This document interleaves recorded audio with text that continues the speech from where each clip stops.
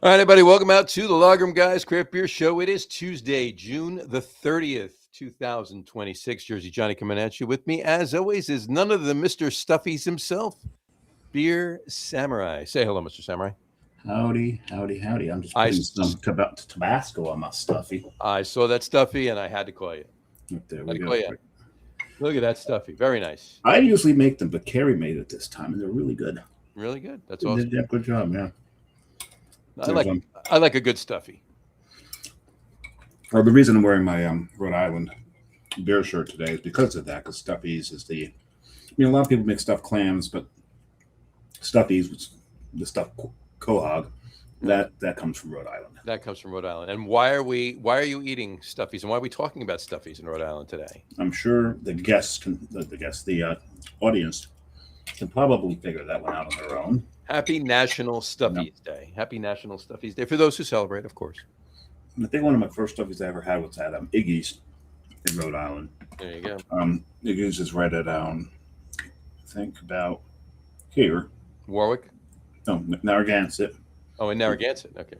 It's one to south of. So where you're pointing. It's hard to tell on the beer. Yeah. But here, the one you're thinking about in Warwick, that's the one. That's Iggy's. That's Iggy's on the boardwalk. On the boardwalk, and yeah, that's the one in Warwick. Yeah. I've had them there too. I prefer them down here. Well, I prefer to put them down here. Put them down there in my belly. Get in my belly. Oh man, so good. I love good stuff. I love a good stuff. I had them last Wednesday night. Had them last week, so that was good. I celebrated early. There you go. Yeah, apparently you done did. I done did. It's also National Corvette Day. Happy National Corvette Day. John and I were having this discussion. Maybe the viewers can weigh in on this one, because at one point we were wanted to talk about our favorite muscle cars, and I said, well, U.S. muscle cars, but that's almost redundant because you call Ferrari a muscle car? I don't think so, right? No, Ferrari's not a muscle car. It's an exotic car. It's a class. It's an import. It's a European sports car. You don't call it a muscle car. That's usually reserved for the American cars. Right. Yeah. Right? American made cars back in somewhat the 50s, but mainly the mid to late 60s and early to mid 70s. Oh yeah, we started getting some of the big block monsters out there. Yeah, those are the muscle cars. And now the Corvette looks like a Ferrari almost now. It's a beautiful machine. What was your favorite muscle car? Favorite muscle car? I'm split between the Judge version of the GOAT, the GTO, or the '69 Camaro SS. Okay. With the hideaway headlights. I believe that's the same. And I always had loved this particular vehicle. Right. I think it's the same one that was on Better Off Dead.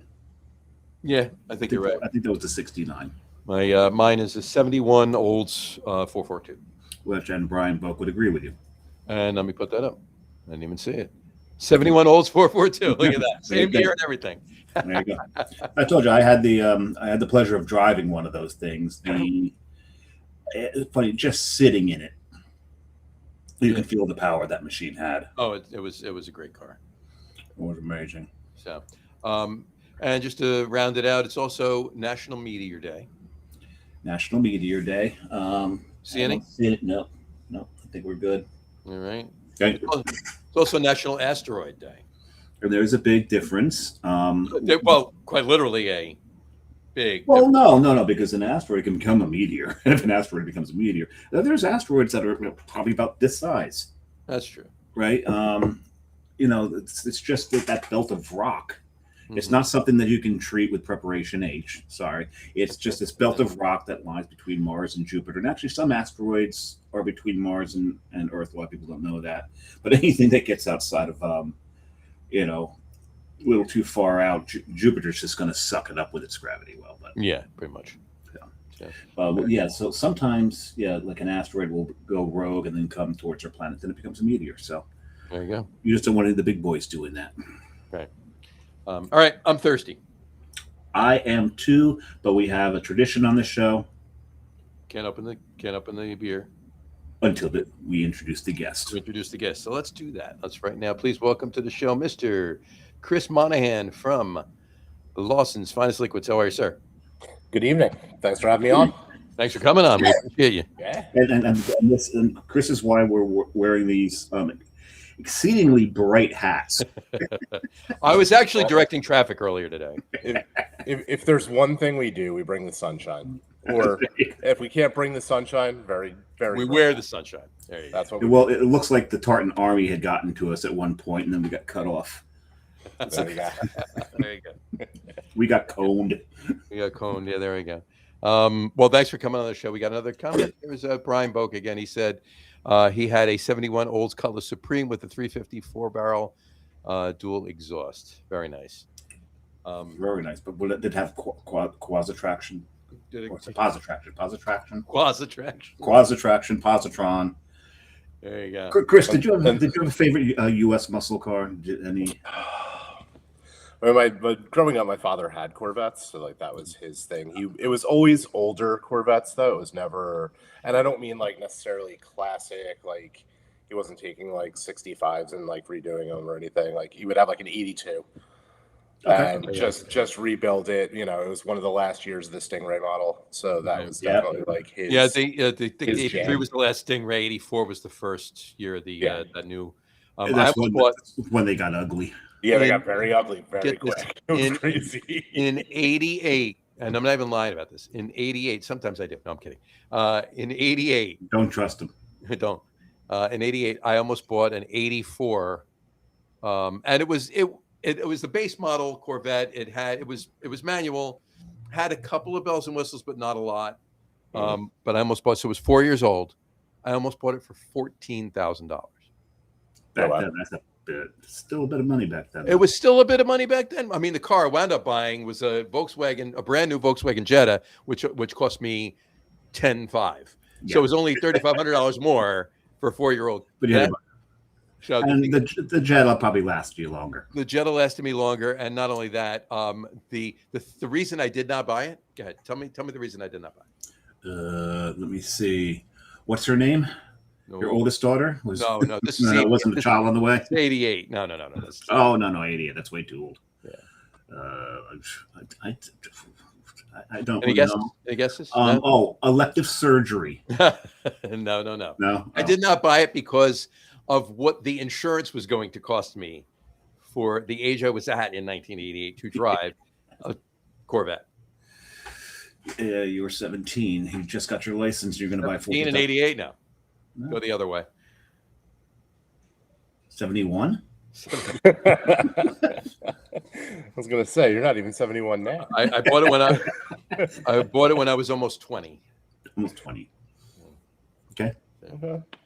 So I can see that. Still, I mean, but what was the insurance back then? $60 a month. It was going to, well, the Jetta wound up costing me about $75 a month. Yeah, okay. The Corvette would have cost me $360 something a month. Oh wow. Yeah.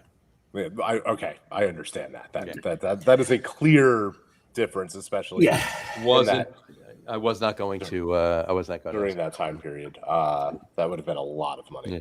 I actually looked at in '87 for the same, and I didn't buy it for the same reason. In '87, I looked at an '82 Porsche 924, not a 944, not a 928, a 924 turbo, but a 924, and it would have cost me. It was 5 years old at the time. Would have cost me $8,400. That's it.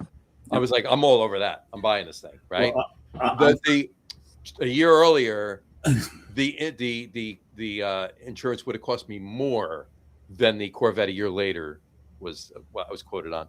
So I'm like, you know what? Yeah, just. You're listening to the John Playdung Car Ownership Podcast. Yeah, exactly. I'm fucking thirsty, John. Enough with the cars. All right, Brian, I'll get to your questions in a minute. Chris, what are you drinking to start the show? We're gonna start off with an easy sip. I got one of those. Easy sip. One of those too.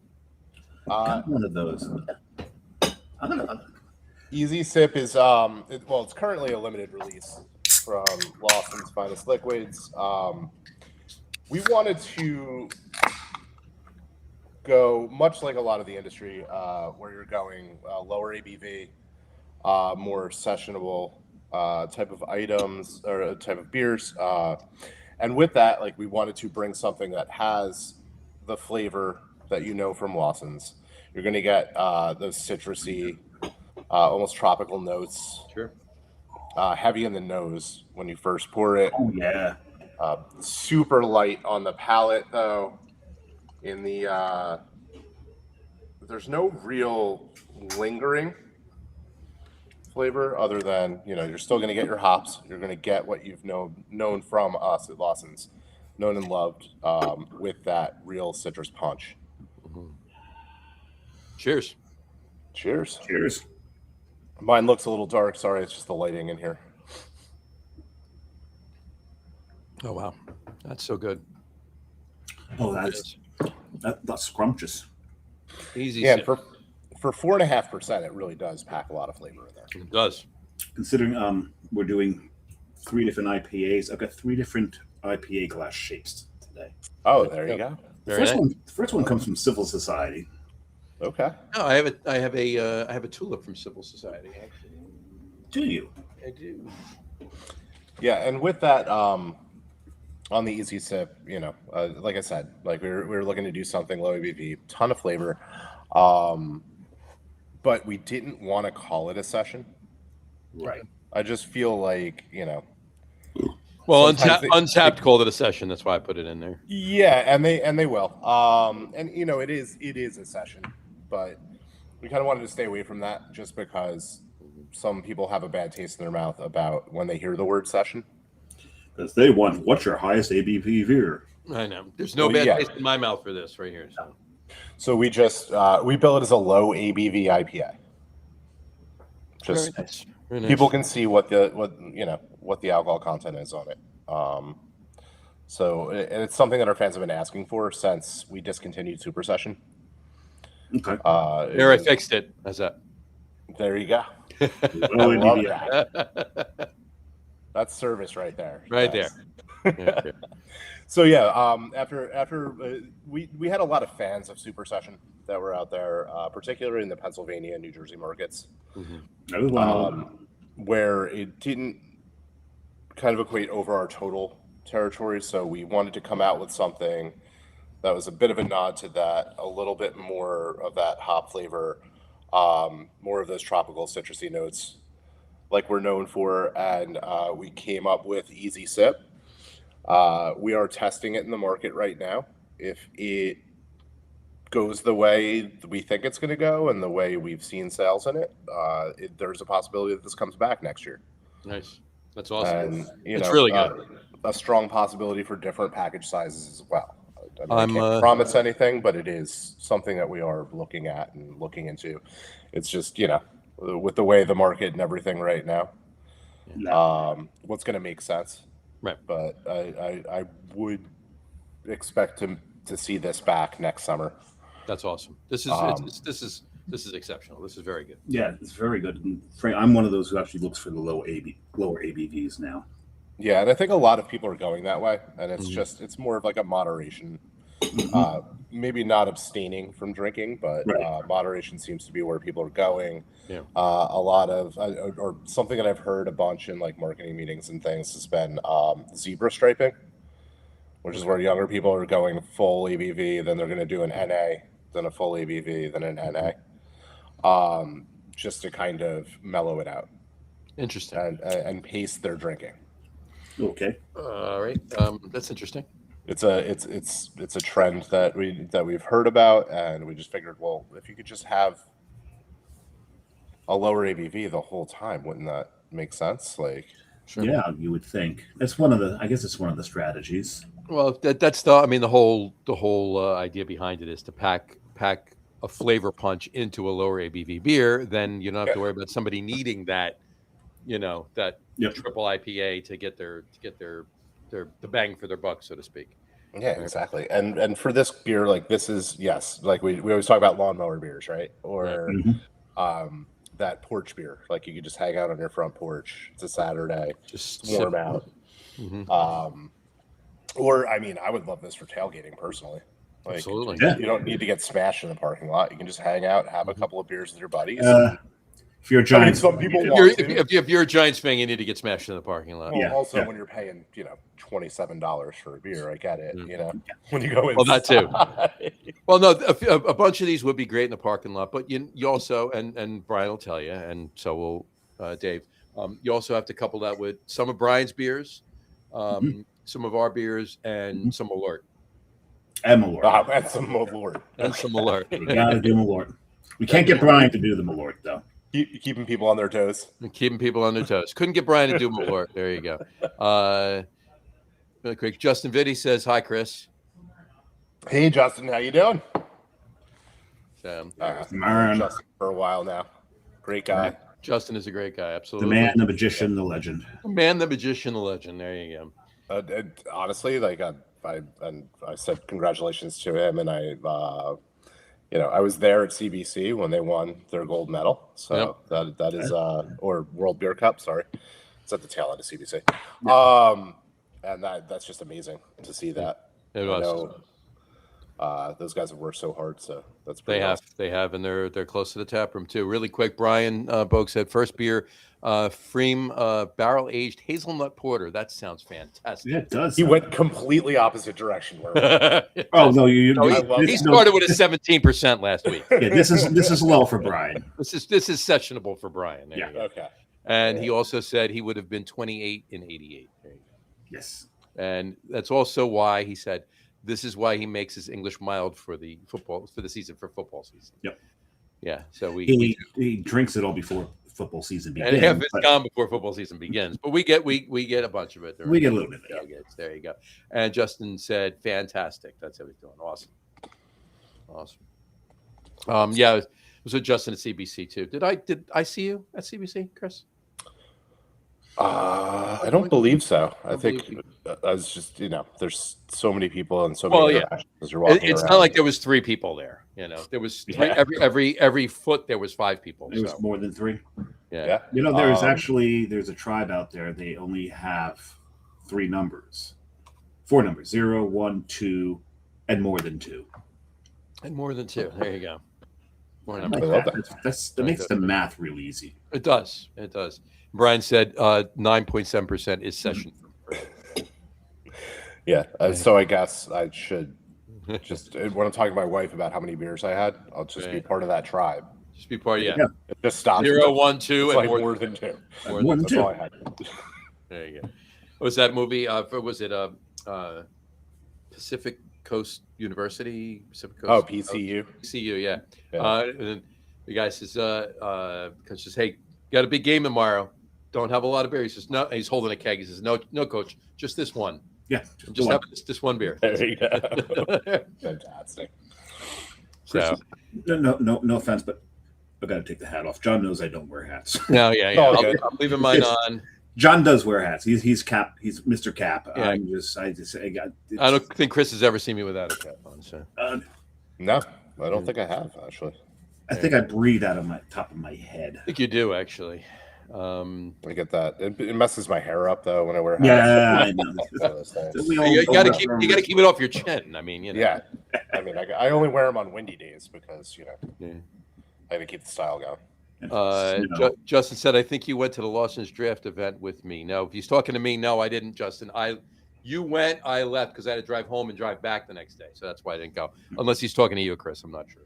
Oh, no, I definitely saw Justin at the draft event. At the draft event, yeah. So, Justin, if you remember, I left because I had to drive home and then drive back the next day. So I wanted to go, but I didn't want to get jammed up because I know damn well I would have been like crashing in my car. And he said it was a long couple of days, that's for sure. Anyway, all right.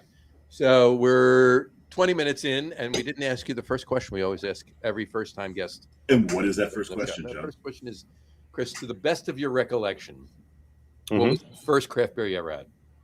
Ooh. I'm going to say it was probably around 1996, 1997, somewhere in there, Sierra Nevada. I was with my brother in Carlsbad, California. Okay. He had a little rental that he was staying at, like by the beach over there. and he had handed me this, and I was like, I don't know what is this. So it was the Sierra Nevada Pale Ale. Mm-hmm. And I drank it, and I was like, this is different. I like this. Yep. Now, granted, I may have been slightly underage at the time, but Who counts? it was. I didn't have a beer until I was of age. Yeah, I waited until 12:01 a.m. on my 21st birthday. There you go. But yeah, it definitely changed the way I perceive beer. And then after that, started to search out different beers. I really got into like more of the import beer scene for a period of time. Like earlier on, a lot of my friends were drinking, whatever was cheap, Natty Ice, Miller Lite, whatever they could get their hands on at the time. Mm-hmm. Late high school, early college kind of thing. And I was trying to find, I was trying to drink different things. I mean, I was probably drinking more Amstel Light and stuff back then because it's like the late 90s, early 2000s. But then, some Sam Adams would pop in there and some other things. And it was definitely more of that ilk. I gotcha. And yeah, I was going to say, as time and everything else progressed on, that's just, I stuck with the other beers and kind of, unless I was just doing dollar drafts and, whatever it was. Well, I mean, we've all had, we've all had our slim years, but and even like slimmer than now, definitely. Yeah, I mean, I used to go to a bar in the city on Wednesday nights during happy hour. It was $1 PBR pounders and $1 pickleback shots. So for $5, you had 2 beers and 2 shots. There you go. Yeah.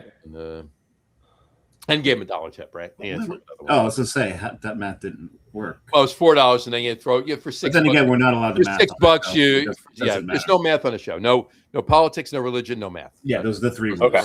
Everything else goes. There you go. It's kind of like bartender rules. Pretty much. Yeah. There you go. But to your point though, with the imports, like when like 10 years ish or so before that, when Dave and I were, there wasn't a lot of U.S. brewed craft that we could get. Even, I mean, we weren't getting in the 80s. We weren't getting Sierra Nevada in Jersey. No, not in Jersey. We were getting Sam Adams. We were getting Harpoon, and then we started to get a little Pete's Wicked and some Saranac, but that was it really. And so it was the imports. It was the Samuel Smiths. Mm-hmm. And don't forget Singu. We could get Singu. We can get Singu. And even Fuller's to a point. Oh yeah. Actually, back then I was drinking a lot of Fosters. Mm-hmm. Oh yeah, the 25, the oil cans. Yeah. He said it with the accent. Fostis. Yes. There you go. 25.4 ounce oil cans. It's Australia for beer, mate. Fostis.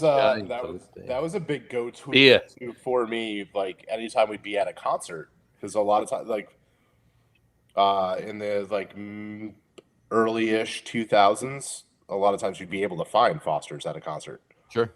And it was like slightly higher ABV. You got 25 ounces. I was like, this makes sense. It's just cost effective. This makes sense. What are we doing? Exactly. Exactly. All right. And just a follow-up question. Do you remember the first brewery you ever visited? Doesn't have to be a craft brewery. Any brewery. Remember the first brewery? My first brewery was not a craft brewery, and I'm not including, and I never include Busch Gardens or any of that. Well, that's what I'm trying to remember. So I started my career in 2003. I'm trying to remember if I went to a brewery prior to that. I know in 2003, one of the biggest breweries, one of the bigger breweries that I've been to. It was the Budweiser brewery in Newark. In Newark, sure. Now defunct. Yeah, but that was one of the first, because I had worked for an AB wholesaler that was in Monmouth and Ocean County, which is also now defunct. They were sold to Ritchie and Page. It was Crown Beer Distributors in Walton. Crown Beer, Crown. And they were sold to Ritchie and Page. Right on, they were on Lair. No, not a Lair Ave. They're on Atlantic Ave. Atlantic Avenue, yep. Atlantic Avenue, yeah. Right down the street from the Atlantic Club. Yep. Kind of across the street. Yep. And our the warehouses there backed up to pretty much where Point Pleasant Distributing was, which was the Miller House. It was like a West Side Story over there. Also You wait for the defunct. Sharks and the Jets to like show up coming down the street. It was ridiculous. Exactly. That's great. Gotta love that. All right, cool. All right, so 2003. You've had your beer. You went to California. Your brother handed you a Sierra Nevada Pale. You had your beer, and you get here. We are in 2003. What was your first foray into the industry? So, like I said, I started working at Crown Beer Distributors in Walnut Township. Like, how did you get into it? I'm saying, how did you? Okay, so I went to college in the late 90s, early 2000s, right? At that time, I was in school for music business. This is also the time of Napster, LimeWire, all that stuff. And the music industry was kind of like, where are we going? What are we doing? Don't have to tell me about that. Yeah, got out of school and was really struggling to like find a gig. And I was like, what do I know about? I was like, I know about two things: music and drinking. So what do I do with that? One of a good friend of mine's father. Yeah, exactly. Exactly. I was more on the music management side of things and like that kind of thing. So and a DJ. I'd say you had to be in it. Totally. Start one. He was a DJ. Oh, we got three DJs. Three DJs in the show now. Did a little bit of college radio too. So as did we at the time. And so I went from that and just kind of sitting there. One of my friends, really good friends' fathers, came to me and is like, "You're the most responsible out of my son's friends. We're hiring at the Bud Distributor." And I'm like, "Well, thank you. I don't know if you're correct about that I'm the most responsible, but thank you." Never trust the quiet ones. Yeah, I was like, you seem to be I the just most. don't actually get in trouble, but yeah, okay. Well, there may be a reason for that. So I went. I met with them. They were looking for my first job. I was the Bud guy. That was that's what I call it. They had a different. It was a CMT, contemporary marketing team, but essentially we went out 5 nights a week, 2 bars. I remember CMT. To like hand out like T-shirts and tchotchkes and whatever, and buy beers for people and get them to drink Bud Light or Michelob Ultra or whatever. Because I was there when they launched Michelob Ultra, like all those kind of things. So anything in like the Anheuser-Busch family, and they would have us go out and do that. So yeah, that was my first foray into the business. From there, became a merchandiser, then relief sales, and then doing sales. So, that was the first company I worked with, first gig. Sorry, I have a prop when it comes to Michelob. I was just going to say I was wondering what you were doing. I know. thought maybe there was like a mouse you were chasing. No. No vermin. That was earlier. No, Dave and I, we've talked about this on the show before. Like, Michelob Ultra is it beer? It's water, with a little hop flavoring in it, if you can call it that. Yeah, but Michelob, and I'm going back many years, right? Michelob was actually not a bad beer. No, it wasn't. Oh, that was regular. My grandparents were strict Michelob drinkers for many years. Yeah. And that bottle too. The shape of that bottle, it was like that gold foil top. That gold top. Yeah. Oh my God, the brand loyalty back in the day is crazy. Yeah. Was insane. Yeah. But Michelob actually used to make a Bock. That was actually really Amber good Bock. Well, it was just Michelob Bock. Oh, it was just Bock. It was Amber Bock, but they called it Bock. They didn't call it Amber Bock. So they re-released the Amber. They re-released the Amber Bock. Yeah, one of my friends, when he would. It's not bad. Yeah, he would ride around with me. He was like, "That is my favorite." And that's all he would drink when he would. I can't remember. I mean, it's been so many years since I had it, right? So I can't remember. But it's for what it is, and for an AB product, it's not a bad beer. Yeah, not at all. When was the last time you went past American Dream? Me personally? Either of you. Me is probably about a month ago. Last week. Yeah. I don't know how new it is. It might be for the cup, but the ski slope. Yeah. It is now, the whole thing is branded Michelob Ultra. Oh yeah. Oh, that's definitely for the cup. Yeah. Yeah. Well, yeah. 100%. World Cup is all. It's that's the only sponsor is Mick. It's not even Bud or Bud Light, Mick Ultra. That's it. Yep. That's it. That's it. Yeah, that's you got all those 100% for that. commercials with Pulisic and Billy Bob Thornton, and There you go. Yeah, because they couldn't do anything to the stadium, so they went across the street to the parking lot. and they can't run that many commercials during a game because it's soccer. Yeah. Yep. It's not like football, where like American football, where there's 90-second commercial breaks or whatever that they have. Yeah, 12 times a game or whatever. Basically, what's supposed to be an hour-long game, they only play about what I think it came down. It's only like 27 actual minutes of gameplay. Yeah, right. In an American football game. That's It's under right. it's under a half. It's under a half. Yeah. Half of the time. Like the other half of the time is just the clock running. Mhm. It sounds about right. Really quick couple of things. Justin Vitti said, all the free bags, please. I got like 30. And the hats, forget about it. I have hats from the last 5 CBCs that I just got them from sweating through on the brew house hats. That's all, just grain hats and stuff like that. And where I'm here on the podcast, but I have too many hats, and Dave knows that. Yeah, everyone knows that. So. No fear of me taking any off your hands, though. Not at all. And then Brian said, not me. His starter beer in the late 70s was Molson Golden Ale. Had my share of Molson Golden in the 80s. Absolutely. That was my, believe it or not, because I actually had a job, that was my go-to beer in college. Yeah. And I had it. In fact, that was, I mentioned to you before, Chris, my first brewery was Molson in Montreal. Really? If you don't include Busch Gardens. Right. Yeah. I mean, Yeah. That's awesome though. Yeah, it was pretty cool. Go somewhere outside of the country. Pretty cool. That. I want to move on from there. I want to continue from there, I should say. But I just finished my beer, and I think Dave did too. I think we're ready for beer number 2. What is number 2? What is number 2? You don't know. Well, you guys are gonna have. Who is number 2? Right. Well, You guys are doing the little sip. little sip, yeah.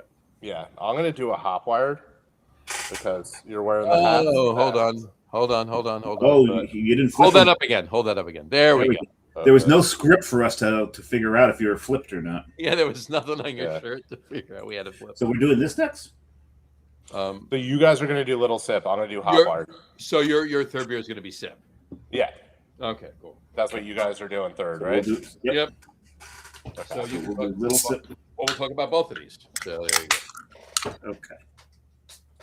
Should I put the hat back on while you're drinking that? Yeah. I think everyone's got it. We're good. Yeah. So I'll talk about little sip first. Yeah, do that, and then let everybody know what's up with Hopwire. Because little sip is. I mean, it's been one of our core items since I guess 20. And that's what she looks like. 2021, somewhere in there. So Little Sip was made to be like the little cousin to Sip of Sunshine. We wanted to make something that was Sip of Sunshine adjacent, but also have a lower ABV. So the hop profile in Little Sip and Sip of Sunshine are almost identical. Mm-hmm. It's Citra. I'll be honest, like I can just say that. Like everybody knows, it's Citra. That's what we're known for. So it is Citra, and but the malt is different to make it a little bit lighter. Is it a completely different malt bill, or is it just a lighter malt bill? There are differences in it.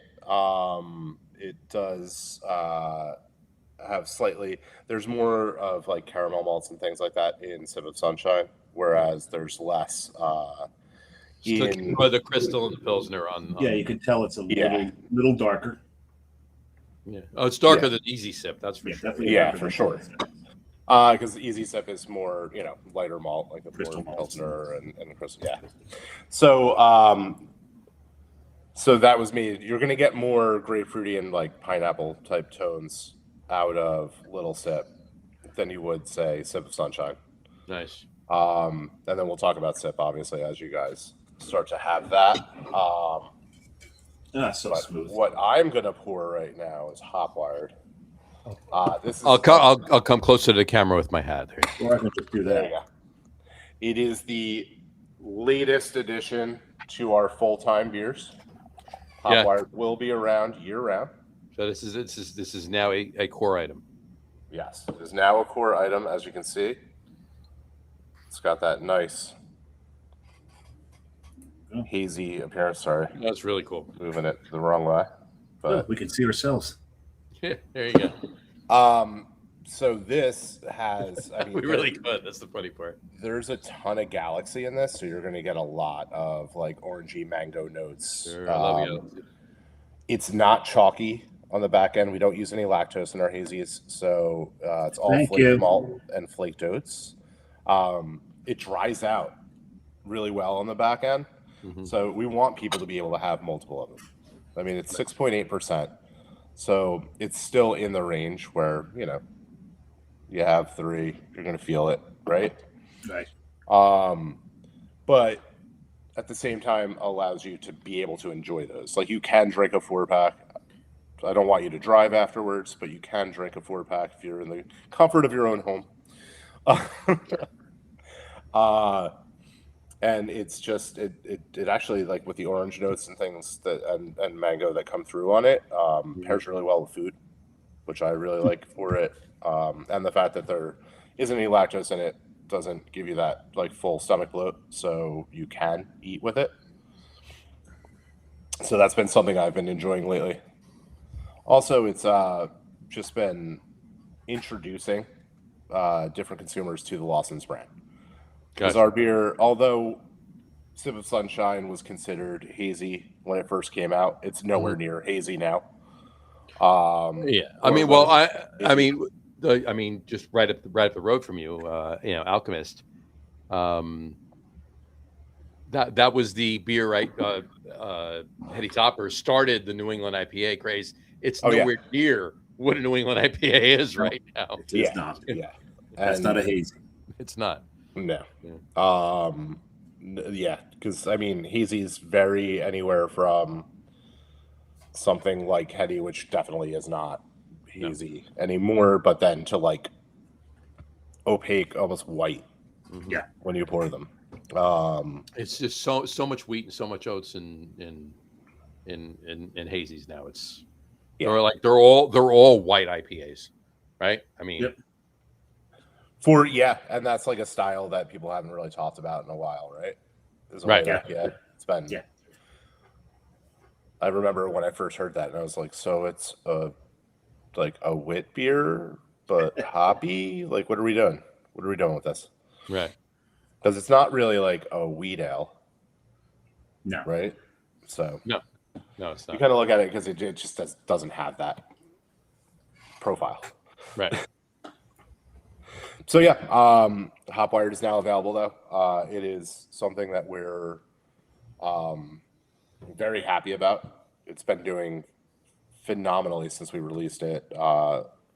We're kind of just going through it. A lot of people are reordering, so that's always a telltale sign that it's going well. I've reordered it about 4 or 5 times at this point. Yeah. Yeah. People try it and they're just like, okay. It's more about we need to get it in the hands of more people so that they can try it. Yeah. It is a very approachable, and it will be available in all of our markets. So we're in 13 states right now. All the colonies? No. Well, you know what? Majority. That's a question I would ask you later in. Yeah. That's a question I would ask you later in the show. But what is the distribution footprint? So to bring it up. Yeah. Currently, we distribute to all of New England. So let's just call that, Vermont, New Hampshire, Maine, Massachusetts. Yeah. 6 of the colonies. Connecticut, which we also kind of lump into New England, right? It's 6, New York right? State, Pennsylvania, New Jersey.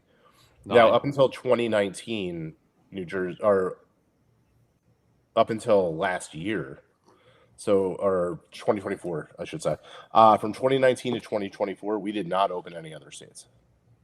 Okay. So New Jersey was the last state that we had opened. So 9 states at that point. Yeah, it came to, I think it was 11 actually when you add it all. Well, yeah, it's nine states, but then we added in 2020. Yeah, you're right. It was 9.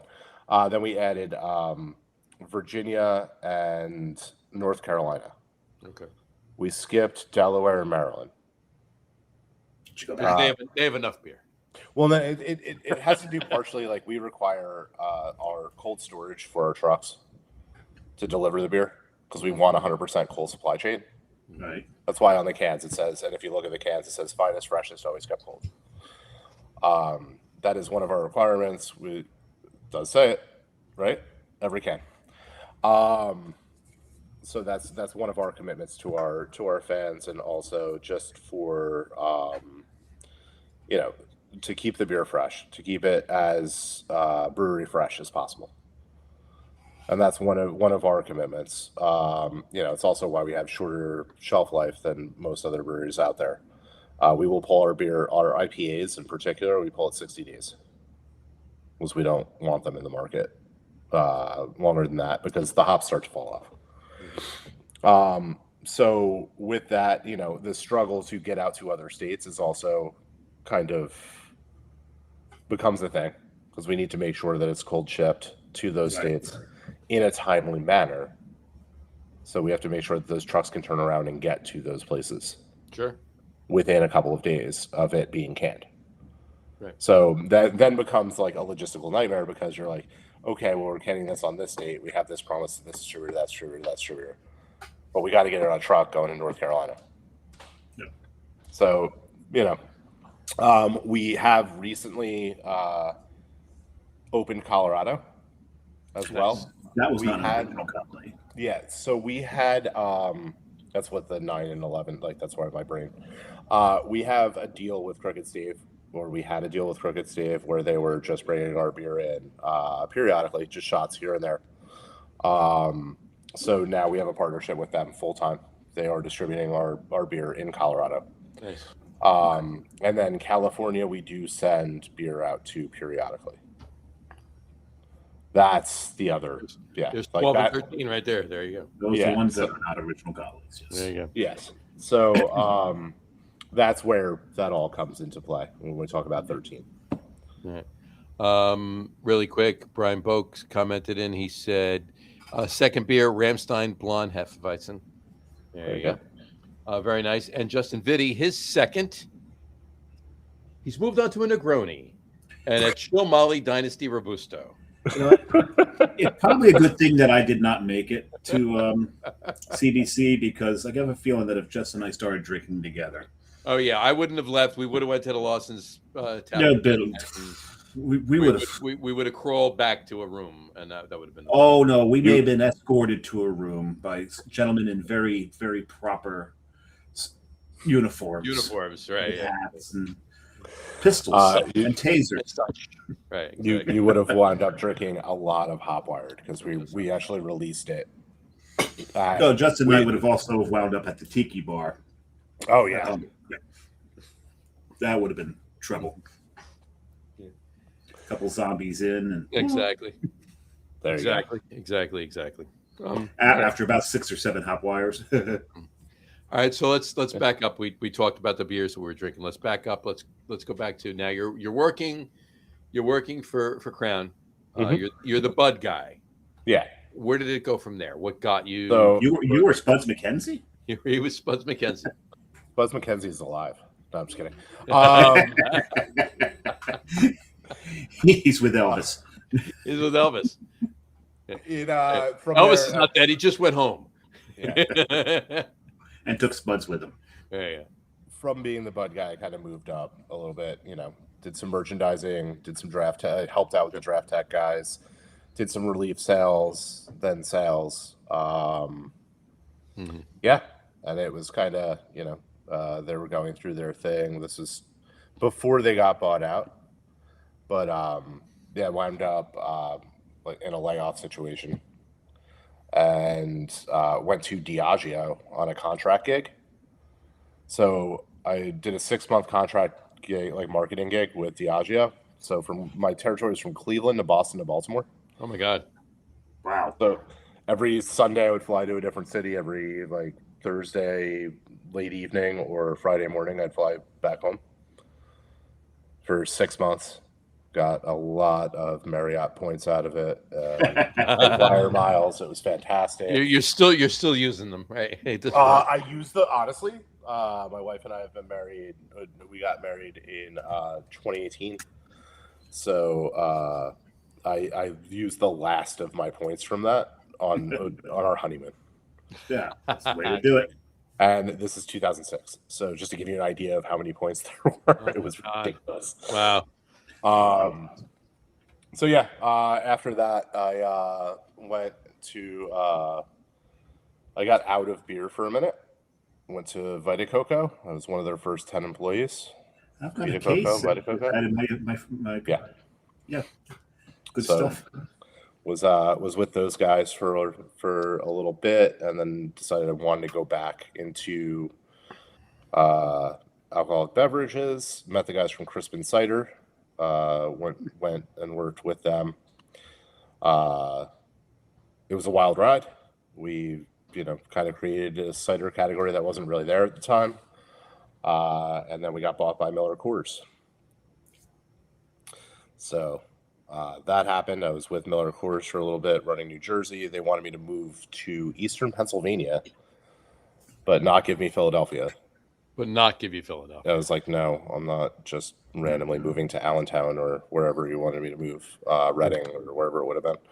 Gotcha. So, that's when I started working with North Coast. So Nice. North Coast Brewing, Old Rasputin, Brother Thelonious Prankster. Fort Bragg, California. Yeah. Prankster. So, was there. There you go. There you go. Honestly, that's a phenomenal Pilsner. It's so good. It It's so really good. is. On draft, it is ridiculously good. There you go. There's Prankster. Pilsner. I got my North Coast props ready for you. There you go. Oh yeah. One of my favorites from them though is their Old Stock Ale. Old Stock is it's my favorite North Coast. I mean, I'm a huge old ale guy. Yeah, I'm trying to remember when I used to do like Belgium comes to Cooperstown and those things up in Omega. Right. And I had gotten a bottle from one of my coworkers. It was a ceramic bottle that they did. It was like shortly after the Fukushima meltdown. And we had done it, like North Coast had done it as a specialty bottle because they were sister cities to Fukushima. Okay. Fort Bragg, California, and Fukushima are sister cities. So they made this ceramic, like Old Stock Cellar Reserve. I don't even remember what year 100% it was, but it might have been one of the best beers I've ever had in my life. It was crazy. Really? Yeah. For that style, it was probably just, drank liquid caramel. And like, I know. That's fair. good. That's if there's any of those bottles left out there in the ethers, we need to get a hold of one and try that. I did have once. What was it? I guess it was I want to say maybe 2023. I know you were obviously not there at the time, but 2023 it was. They did a rye barrel aged Old Stock. Mm-hmm. It was so good. They had some. They had a few. They did some bourbon ones. They did some rye, over the years. Yeah. I was there. Funny you should say that. Foreshadowing. 2014 to like 20. It's about 20 late 2016 or something like that. And they decided not to continue with their East Coast sales force. So the reason I know Justin and those guys, I had a brief stint At Cape May. with Cape May. Mm-hmm. So I know Chris, Brian, and Justin all from there because it was the same time period. Right. But then from there, I got out of beer again. For 5 years, I ran a vodka company, Roust USA. I was the state manager in New Jersey, like running that. So that was Roust USA. You didn't get out of alcohol. You got out. No, just got out of beer. Right. And went to spirit side. Just wanted to see what it was all about. Sure. It wasn't really my full-on cup of tea, but I had some fun times. Vodka and tea. Anyway, speaking of Justin, as his In iced tea, you could do a little vodka in iced tea. Oh yeah, you could do the iced tea. Add a little lemonade to it. You got John Daly, not an honored. Yes. Right? Perfect segue. Justin texted me this picture. That's him sitting outside.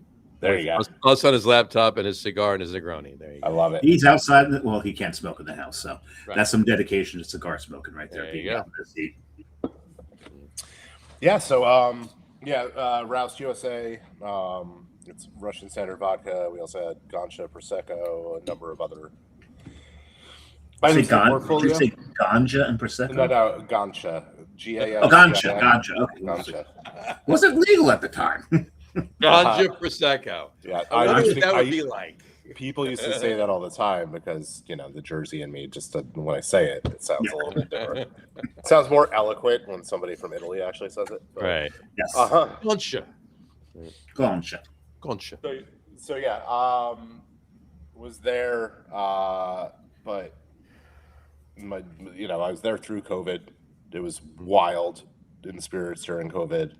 Mm-hmm. We had so many people coming over the border from Pennsylvania just to buy cases of liquor, where people would just buy like a bottle or two here or there. Right. So it was awesome. I mean, it was great, but it was just weighing on me, and I was like, I want to go back to beer. And I had wanted to go back to beer for a couple of years, and I saw the posting from Lawson's, and I was like, this makes sense. This is like what I want to do. Very long interview process, though. Yeah. How long? Initially, they have since streamlined it, but when I first started talking to them, it was in August, like late August, and my official start date was Valentine's Day.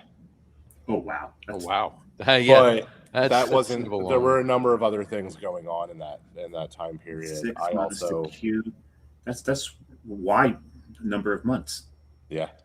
I did give, Stop mathing. Stop No mathing. mathing. I'm not mathing. Yeah. I did give Roust USA, I gave them like 3 weeks notice, plus I took a week for myself. So there's 1 month in there that doesn't really count.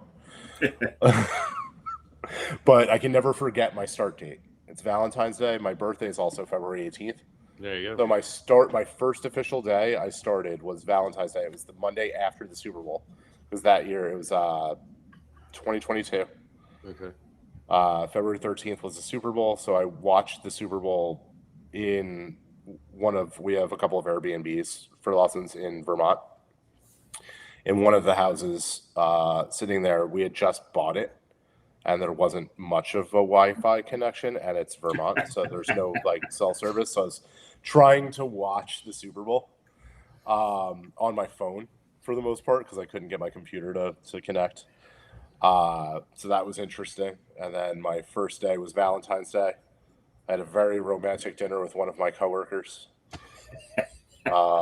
His name was John. He took me out for steak and lobster tails. His name's probably still John, right? Yeah, it still is, John. Okay. Just checking. But it was he's like, we're here for training. But the only place in because it's Waitsfield, Vermont. I don't know if you ever been. Have either of you ever been up to Lawson's? I haven't been to Lawson's. I have not been to Lawson's. I've been near it. I haven't been to it. So. It is. It is in a resort area, so there are places, but not every place, depending on the time of year and whatever, is necessarily open. Right. So because it was a Monday, there's a lot of places. And when he says resort, you mean ski resorts? Yeah, ski resort. Yeah. So we're located in the Mad River Valley. Mm-hmm. So Sugar Bush and Mad River Glen are the two ski resorts that are right near us. Skied both. I was more back in the day. I was more of a Killington guy. But I'm gonna have to. I'm gonna have to be right back. Oh, you got a bio break? Yep. Wow. Yeah. It's been a couple weeks since you've had one. Well, I think I had like a liter of water with dinner. With your dinner, yeah. There you go. I hope it wasn't that stuffy. You all right? No. It's just all the liquid. Okay. There you go. There you go. But yeah, no, I mean, I got up to Mad River Glen and up to Sugarbush and Stowe, and down to Mountain Snow and everywhere else in Vermont. I love Vermont. But yeah, I was more of a back in the day. I haven't skied in years. I really, really haven't. But whatchamacallit? But I was more of a Killington guy than anything else. Yeah, Killington and Pico, they're right there. We're about right next. Yeah, we're an hour north of 100. Yeah. So if you just ride 100 straight up, Yep. Probably also the safest way to go in the winter if you don't have snow tires, like me, because I'm the Jersey guy. Mm-hmm. Everybody else has snow tires. I don't.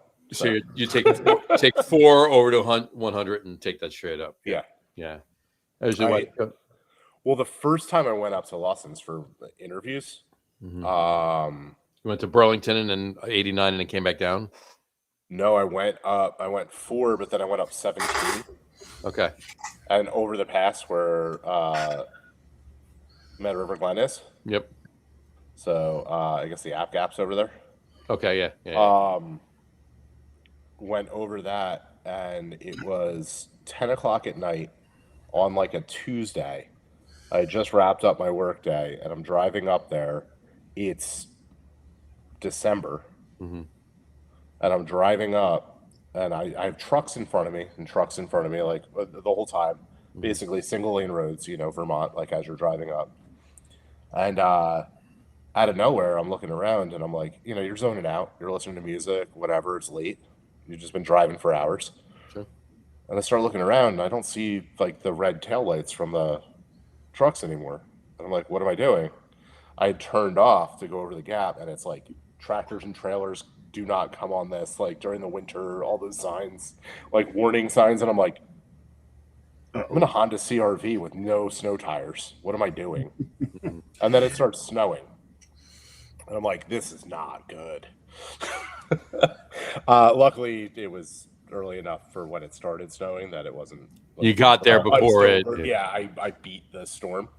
But yeah, and then after the interviews and stuff, we were like, at Lawson's, they're like, go this way. Yeah, go the other way. Do not do that again. So to this day, I'll take it in the summer. It's beautiful. I love going over and like seeing the mountain passes and everything. Sure. And then just being able to see the valley when you come over that way. Yeah. But day anyway. Yeah, I will not do that in the once October hits, I'm done. No way. My best weather story driving in Vermont. I mean, there's plenty of snow stories. My best weather story is Jess and I were. It's probably 27. Like I think it's February 2017. We're going up. We're in Burlington, and we're going up to Hill Farmstead. Okay. So we take a ride. This is February, right? Late February. We're going to Hill Farmstead. You've been to Hill Farmstead? I have not actually. Okay. So I've had plenty of their beer. I've just never physically done.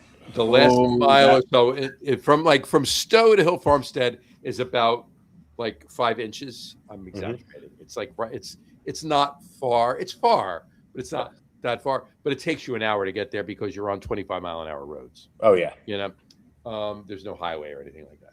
Anyway, the last mile or so into Hill Farmstead is a dirt road. All right. Dirt is. You're being kind by calling it. I mean, you're on those like grade 4 roads or what? Yeah, like it's mud and rock. But it's mud and rock normally. Now it's February, and it's 60 degrees. Ooh. I couldn't see any color of my Jeep at all once I got there. I was completely covered, and so was every other car. Too. It was just completely. Yeah. It was just mud baths all the way up and down the parking lot at Hill Farm. That's mud season before mud season even starts. Right.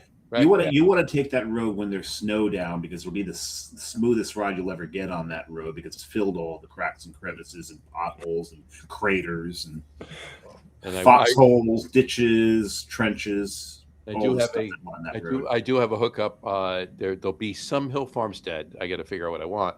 There'll be some Hill Farmstead being picked up for me this Thursday. My daughter and son-in-law are going to, like they do every year for whatever reason, going to Canada. There you go. For 4th of July, so my son-in-law can play in a softball tournament every 4th of July. So they spend United States Independence Day in Canada every year. So they can play a softball tournament, but they're hitting Hill Farmstead on the way up and Treehouse in Deerfield on the way back. So nice. I got some beer coming next week. So there you go. Yeah, I mean, I've been trying to get around to places when I'm up there, but a lot of times it's just, your work. You got so much work to do, and then, yeah, exactly. Well, 5 minutes. Also, there are times when we do have downtime, we can do stuff like that, but it's also like... Justin said, I'll definitely take some. I bet you would. I mean, we have great beer at Lawson's, and it's free, so I don't have to drive anywhere to get it. This is very true. This is very so true. That's kind of where my head's at with that. As it should be. As it should be. All right. Last time I wanted to do a little bit more exploring when I was up there, but then one of my coworkers needed a ride to the airport in Burlington. Now here's the problem though. I wasn't thinking, and I was like, "Oh yeah, sure, I'll totally bring you." Now, granted, this was the night before I had a couple of beers in me. I'm like, "Sure, I'll drive you to Burlington, no problem." Not realizing that the Knicks parade, it was that Thursday, and I had to drive back down to Jersey and also deal with shore traffic because I live in the Asbury Park area. So it took me 9 hours to get home. That's a weird. That's a weird area to live in. Where? The Asbury Park area? The Asbury Park area. Oh, I'm sorry. Should I say the Belmar area? I'm in between you and Asbury anyway. There you go. Yeah, no, I've left Burlington and taken like 8.5 hours to get home. So enough in traffic I've actually driven home in like torrential downpour or storms. So it was doing that too. Driving like 35, 40 miles an hour down the Northway, down the thruway. It's just ridiculous. Yeah, I came through Whitehall, New York, and it was like flash flood. So ridiculous. Yeah, it was crazy. So, all right. Whatchamacallit? I'm ready for number 3. Absolutely. Let's do it. I think I am too. All right. I think you are as well. And Chris just made himself ready for number 3. Chris just made himself ready for number 3. We're going to a very familiar. I'm a trained professional. It's okay. Don't try this. Try this at home. Do please try this at home, please. All right. Now for that sound we all is this your order? Is that what you're doing? Waitsfield, Sunrise Cellars. Yes, you can get all these beers at a great price at ShopRite Sunrise Cellars in Westfield, New Jersey. Yes. And if you were there last Friday, you could have seen Chris. You could have. Yeah, you can see me. You could have sampled the wares for free. If you were there this Sunday, you would see me for every 5-10 minutes I was there. I was not. John was not. But Kevin was. Kevin was there. Kevin was quite busy. So we are drinking Sip of Sunshine. Sip of Sunshine, the OG. The OG, Sip of Sunshine. Well, I gotta get better at this camera thing. But yeah, Sip of Sunshine. It is our bestseller. It is what keeps the lights on. I believe it's 100 on Rate Beer, 100 on Beer Advocate. It should be still 4.3 overall on Untapped. By the way, look, you see this can? Look at what it says on the top. Finest fresh kept cold. There you go. That's with over 200,000 reviews.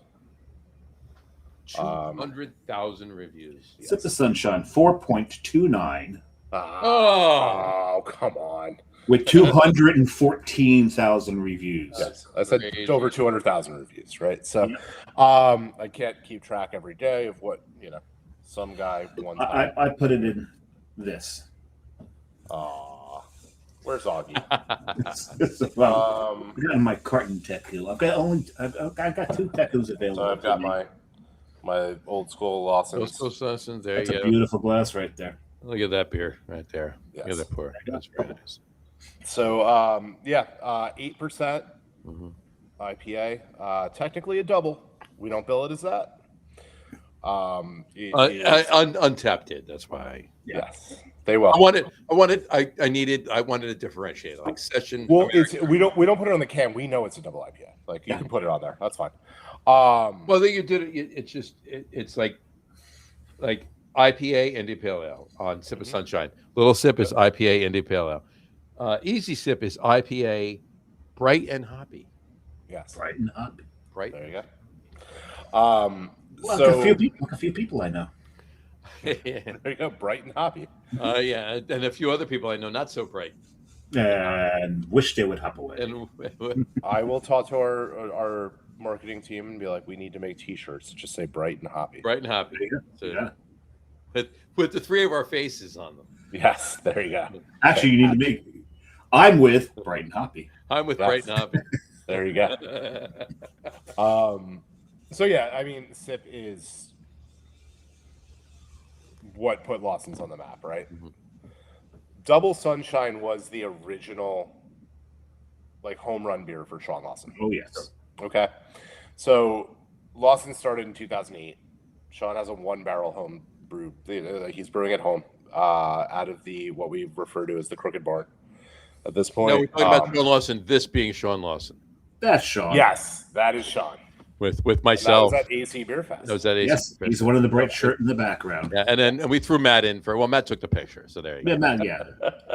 Kabasi fingers took the picture. So, he opens it up, does a 1-barrel system out of his, shed, garage, if you will, operating a distro center out of like the basement of his house, and he's making Double Sunshine. A lot of people bring up, oh, I remember driving up to Vermont to get bomber bottles of Sip of Sunshine. And I'm like, they got Double Sunshine. they were getting Double Sunshine. Mhm. So Sip of Sunshine was made in 2014 to bring an iteration of Double Sunshine to the masses, like to people that wanted to be able to try our beer. It's just Double Sunshine is very labor intensive and not really cost effective to be able to brew at scale like that. So we created, or Sean, not we. I didn't do it.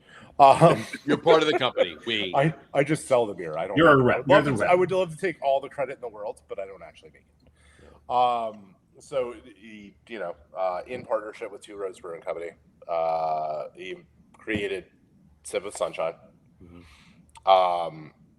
We do have a special partnership with them where we bring in all of our own ingredients, everything else. It's overseen by our team as far as brewing and everything goes.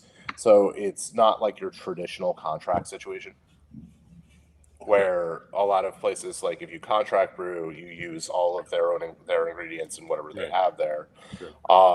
It's actually, we bring all of our own stuff there. The only thing that we're really using there is their labor, equipment, and water.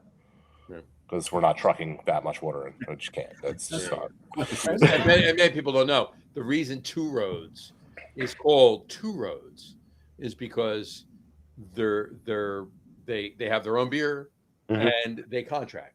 Yep. Two roads to make money. So there you go. Yeah. There you go. I got a question for you. There was a time that Sip of Sunshine, it was green around the top. Yes, I mean, there's been different iterations of the can. We did. A lot of people read that as the green around the top was done at Two Roads, where the black around the top was done up in Vermont. No, it's always That been was made in incorrect. Two Roads. Always. Sip Since was 2014. always in yeah. Yeah, no, I just wanted to hear it come from the rep's mouth. Yeah, no, 100%. There's never been a time that Sip of Sunshine was made in Waitsfield or Warren, for that matter. Yeah, because I've gotten into arguments with people, so now we have it on recording. So those people, Or this. It's I'm on just gonna go to the podcast at I don't see the time. 1 hour and 9 minutes. Then you'll hear it from a representative of the brewery that you're wrong. Yeah. I mean, Sean Lawson will tell you any day of the week. Of course he He'll will. actually sit down and talk And about it. and like the three of us, he's a Jersey guy. Born and bred. Yeah. So Sean Lawson is from Little Silver, New Jersey, Yeah. Monmouth County, born and bred. Yeah. He attended CBA, which is Christian Brothers Academy Christian Brothers Academy. in Lincroft, New Jersey. After that, went to University of Vermont And stayed. Yes. Well, he got his degree as a naturalist, in forestry and all of that, and that's what he did before he came and started brewing beer.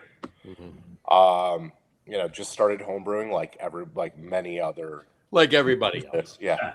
Like everybody, Industry wide. I mean, everyone. That's how you. Wide. Yeah. I mean, it was. Right? There, yeah. You can't tell me that there was. I mean, there's very, very, very, very, very few examples of any brewer that never home brewed before they started brewing. Oh, yeah.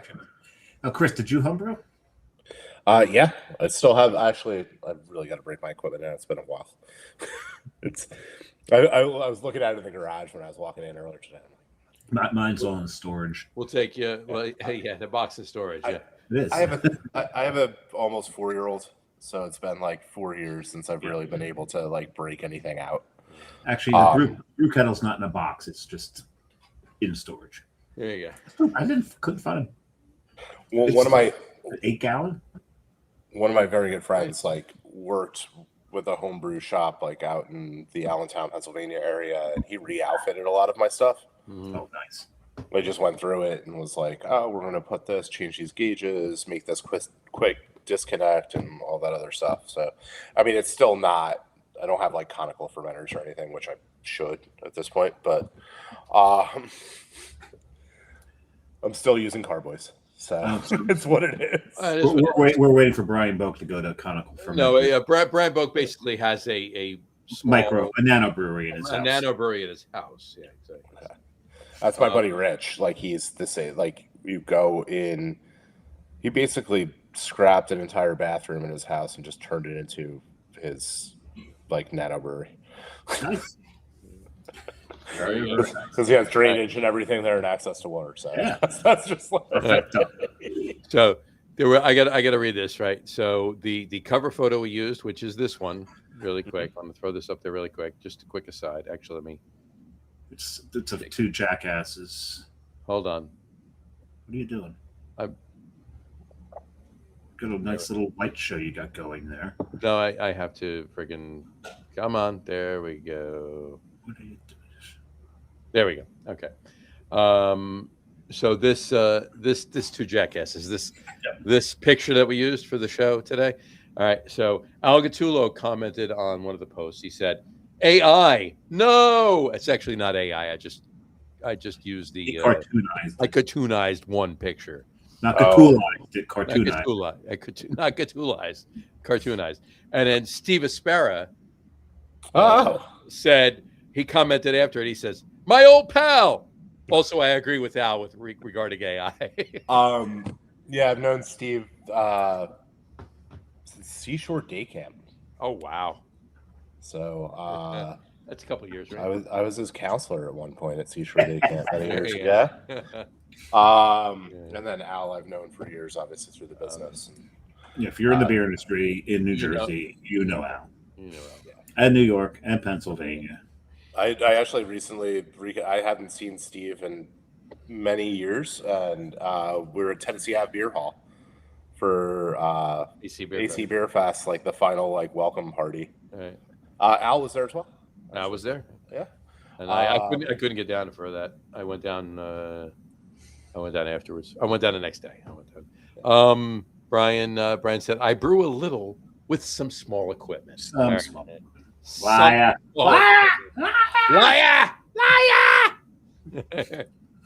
He just bought a whole new system. So yeah, he's. I agree with Al though. I'm not a big AI fan myself. I'm not either. That's not AI. That was a cartoon. That was a cartoon. If it was AI, I'd be 100% with you. Yeah, I did. I wouldn't let him use it. It was a caricature, if you will. App. Yeah, exactly. It was a picture that an app just kind of made into You should go down to the boardwalk, get one of those guys to do a caricature of you guys. It's not a bad idea, actually. Not a bad idea. And that could be your thing. That could be it. Yeah, that could Well, be it's it. normal. It's normally another photo. Like it's normally this, right? Hold on, I'll just put it up. It's normally I'll just. Careful which one you choose. He's got some weird photos in there. It's normally this, okay, but the middle where it says "guest you," this is the one I keep on the thing because when we do just the two of a show. But the middle one with the finger pointing at you would be a Lawson symbol, and underneath it would say "guest Chris Monahan." That's the one that we use when we have no guest. That's the one we use when we have no guests. You don't just have headshots of me readily available? Well, the thing is, we contacted your agent, and they never got back to us. They didn't get back to us. So. Oh, that's because my assistant's assistant needed to get back to you. And they didn't. Oh, No, we didn't know. There you I go. see. So, yeah, our peeps and your peeps both failed. Yeah. We need to- Well, we need I to- got to get used to that talk because Netflix is moving in down the street. So This is I true. gotta, start talking. So they're about going right there, yeah. Oh, Well, that's where. That's where. and Andy and Jim are very happy about that. that. We're getting very LA. LA vibes everywhere. Like, we got to learn the lingo. So Jess is not very happy with Netflix right now. yeah. Yeah, she's downstairs right now. She's not very happy with Netflix. Are they no longer carrying Gilmore Girls? Is that As of midnight tonight, they will no longer be carrying Gilmore Girls. how did I know? It had to be Gilmore Girls related. I didn't even think about that. Like now that you're saying that, I was struggling. My son wanted to watch Spy Kids today Yeah. on like I like Paramount. Spy Kids. Yeah, on like Paramount now, whatever it is, Right. Paramount Plus. And I was struggling to get it to play for some reason today. Like it just kept, and I kept bouncing between. They might have an agreement that's up. Yeah. Today. It's just It was weird. like a weird. Yeah. They're like, we're not paying you for this extra 4 plays. The Monahan household today. Exactly. Justin Vitti commented and he said, I did that in airbrush t-shirts on the Wildwood Boardwalk in high school. Huh. So maybe we get Justin to do the caricature. I think I Justin might should go have with- an. I might be able to find an airbrush for you, Justin. There My you go. dad used to do some of that. And it might be at my parents' house. That'd be awesome. It'd probably be just like the one you used. You in know high what? school. Absolutely. Probably all hell. Airbrushing was a huge thing back in the day. Huge back in the day. Absolutely. I've got a denim jacket. And you know how the denim jacket has that back panel, and people used to like get that airbrushed in something. Sure. Absolutely. Mine, it's the ELO spaceship logo. That's Justin for Nice. those of you that are wondering. There he is. Yes. And I still have that. That's also in storage. Of course Well, it do is. you?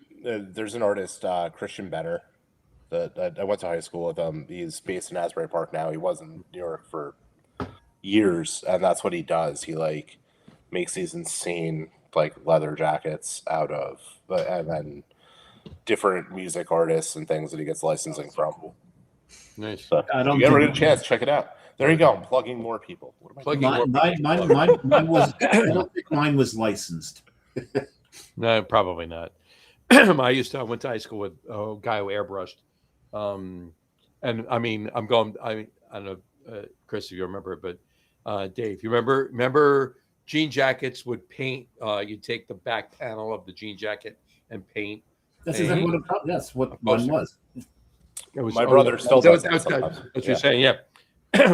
So I had him do a Led Zeppelin Oh, there you go. poster. Zofo or So yeah, Zoppo, and I forget. It might still be at my father's house, actually. so I that's actually mean, good I was probably in 8th grade, so it's certainly not going to fit me. I was going to say, will it Yeah. still fit you though? No. Yeah, mine I had done in college, sophomore year. That's not going to fit me either. Yeah, That's why it's in storage. so much exactly. But And it is in plastic. it isn't wrapped in plastic. There you go. Just like- like every grandma's furniture. I was going to say, just like grandma's couch. Just like right? grandma's Brian Boak said it's just a 150 liter brew house and an 80 liter glycol jacket at heated for That's all. That's all. small system. Yes. Well, SMO. SMR. My head just started doing math to barrel Sorry, liters you're not allowed barrels, to. and Stop then, doing yeah, it. Can't, There you that's go. what I do. All right. Yeah. Now I want to say this before. Before what? Two earlier. Oh, you wouldn't say that's early. But I saved it for now. Two of my favorite. Now I love Sip. I love Little Sip. Oh, I know where you're going here. I love Hop Wired. I love Easy Sip, and I want to talk about that. I want you to talk about that too, obviously, because it's the stovepipes that you have out right now. It's the only way to get This them. may begin with an F. Okay, but there are two beers. Two of my favorite Lawson's beers are Faiston's Maple Stout I said it begin with an F. and Mad River Maple, Yes. the red ale. All right. You put maple in anything, Yeah, you put and John's gonna drink the hell hand out me of a it. glass of maple here. So hold on. that's our thing. It's always been IPAs and maple beers. Like that's. I mean, it makes sense. It's Vermont, right? Just hand me a glass. Just hand me maple syrup. I'm good. There you go. I'll He get you. just- Yeah. He wants an IV. Just get right into the veins. Right in. Just right in there. So what's the question? When? Mad River Maple November. Okay, because it wasn't in Jersey last year. Yeah, it'll land this year. Okay. Good. There was a hiccup with registering last year. All right. So it will land. we'll blame New Jersey, and I'm fine with that. Yeah. I was gonna blame Chris, but that's okay. We'll You could 100% blame me on that one. It wasn't me. It was a miscommunication, but I'll still take the blame. I don't have to. Well, I should be doing due diligence. And then as far as Piece of Maple, we make it in such small batches, like we don't actually send it out. It's just not something that goes into distro usually. I've wanted it to for many years. We did do some small releases a few years ago with the Face of Maple Imperial Stout and those black bottles. It was pretty. Oh yeah. It was Yeah. shut up at a bottle share once. I remember Those are all hand bottled, so it's like crazy. It's a lot. It's very labor intensive. Oh. So to distribute to like the whole 13 state network, you know what I mean? So that would be something I would have to ask about. I don't know. We're very transparent. We'll give you like our entire calendar should be available out there. If it's not, just ask me. I'll send it to you. We let you know what's coming when it's coming, kind of thing. Fair enough. I know Mad River Maple was on that list for this year. But Face of Maple is not. Like as far as like for distro outside of Vermont. It will be in Vermont. It'll be available. Should be available, I would say December through probably February. That's awesome. All right. I'll have to at get the up to brewery. Vermont. There you go. And I might know a guy that goes up there. Unless there's a guy that goes up there. Yeah. I know a guy that'll definitely be there in December. That's usually when we have our holiday party. Holiday party. Yeah. And yeah, as far as that goes, the upcoming things that we have, Fest Beer will be landing in August. Nice. I blame Sam Adams on that. It shouldn't land in August, but it does. Yeah. I've been blaming Jim Cook for many Yeah. years for seasonal creep. Yeah, I think everybody in this industry Absolutely. feels the same way about that. His Fest Beer really shouldn't come out till September. maybe Early. last week in August, but still, so we'll have Fest Beer. We will have Cosmic Shift, which is a charity beer that we do. So we are very charitable. We're a certified B Corporation. Yeah. And I told him during this chat that he's the reason for seasonal creep. I love that. And I'm gonna creep that way again. Again? Oh my I broke God. the seal. Come on. You did. Give me a break. and if we're in like selfie parade mode, I can skip. No, anyway. I'm stopping him. No, but to your point though, Chris, I actually, I've said for years, I was like seasonal creep. It's just, and yeah, look, Jim started it, right? Sam Adams started it, and it gets earlier and earlier, right? I said, I'm hoping my hope beyond hope is that seasonal creep just gets so earlier and earlier. Eventually, it backs up to itself, and then we're even.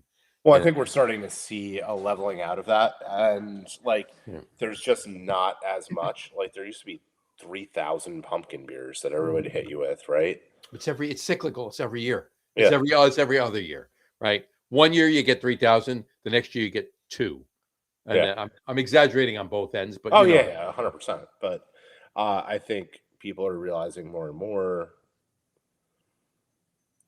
it's not necessarily beneficial for either the brewery or the consumer, and really for the retailer either.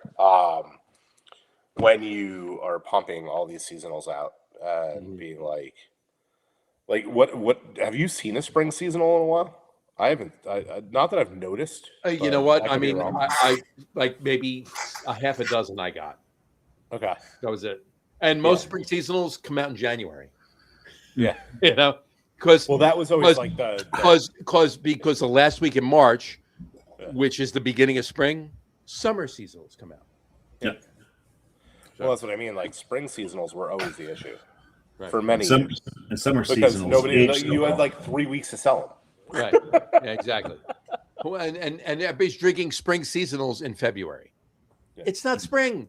It's still snowing outside. This year we had like 30 inches of snow in New Jersey in February. Yeah. You know. And Justin just said spring seasonals are summer beers. Ha ha. Not wrong. No. And Brian actually depends on your shelf life. This is true. Brian said 1 barrel on the hot side, a half a barrel on the fermentation side, he said. And his third beer is his English mild. It's been a thing for years with the seasonality of things. We don't actually do seasonals. We do limiteds, and that's what it is. We do about 6 of them a year. Mm-hmm. They do go with the season when they're released, generally speaking. Right. Like what we were just talking about, the Mad River Maple and Faiston's Stout. So yeah, and then Fest beer, like I said, Cosmic Shift will be a charity beer. We have our SIP fund that we do, in which we give back to a ton of different charities throughout. And Cosmic Shift has been a way for us to give back to our individual states. So we pick a different charity in each state. Okay. And then the 13 states. Yes, in the 13 states. And we match our distributor and we come up with a number, how many dollars per case, whatever. Right. We ask them to match what we put out. And then we donate it. So last year we did the Community Food Bank of New Jersey. Oh, that's cool. Which services several counties throughout the state of New Jersey. It is something that we are very adamant about. Lawson's is always big on giving back. We are, like I said before, a certified B Corporation, so that is part of it. Even so, in our tap room, the tips that are given in the tap room are all donated to charity. Really? Because our tap room staff all receives a very livable wage, plus they all have benefits and everything else. That is commendable. So absolutely. The Europeans would approve. Yes. Since 2018, we've given over $3 million to a number of charities, primarily in Vermont, but I think it's like 400 charities in Vermont at this point. And we want to expand that further. Because that's just part of our ethos as a company is to, yes, we want to be profitable. And we are a for-profit company. But we also do want to give back to our communities and give back to our people and give back to our environment. And make sure Sean was a naturalist. He's, majored in environmental studies. Like, this is his thing. He wants to make sure the planet is left in a better place than it was when he got here. We are 100% solar at the brewery in Waitsfield. So that's amazing. Some of those key things I figured I should hit on too, so people know like where we're coming from. And you can't feel bad about pouring our beer. No, Because not at all. I mean, For many reasons. For a lot of reasons, yeah. Yeah, I joke around and just say like, no, just like our whole thing is just don't be a dick. Like that's it. I like that. It's one of our other things is we have fun and like be authentic, and I wouldn't be authentic if I wasn't like, don't be a dick. It's the Jersey in me. I can't let it go. You're not wrong. That's But true. you know how the Untapped, you've got to put that initial saying in there, and that mine is drink what you like, let drink others drink what they like. Don't be a dick. Yeah, there you go. Exactly. Same I as love phrase. that. Don't be a dick. Don't be a dick. Unless you're drinking Michelob Ultra, then I'm going to make fun of you. No, Then- just Then you can be kidding, just kidding. maybe a little. Drink what you like. Exactly. So, all right.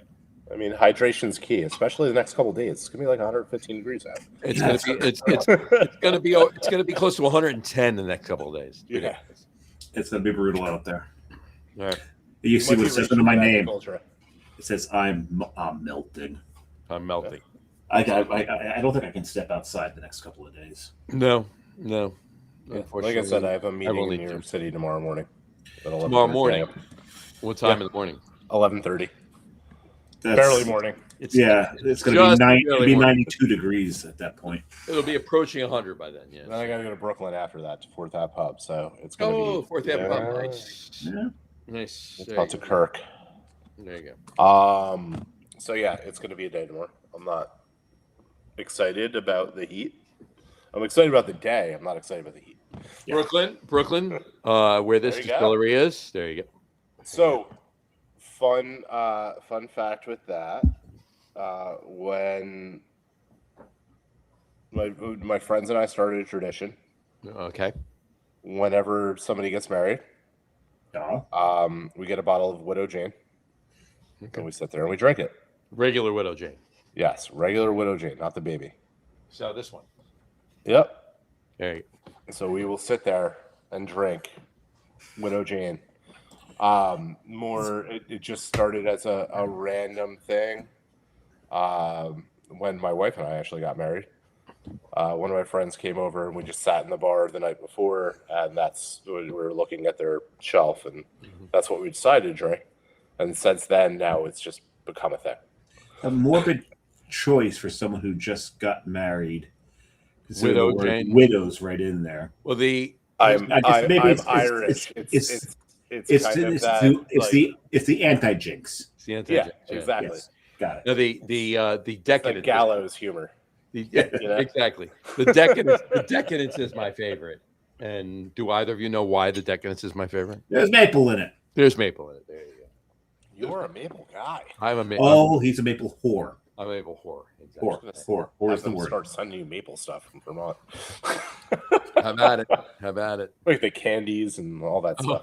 The little maple leaf candies. Exactly.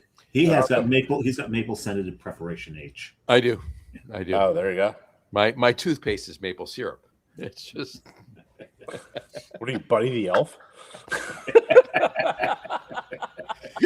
exactly. Just about. Just about. No, I'm kidding.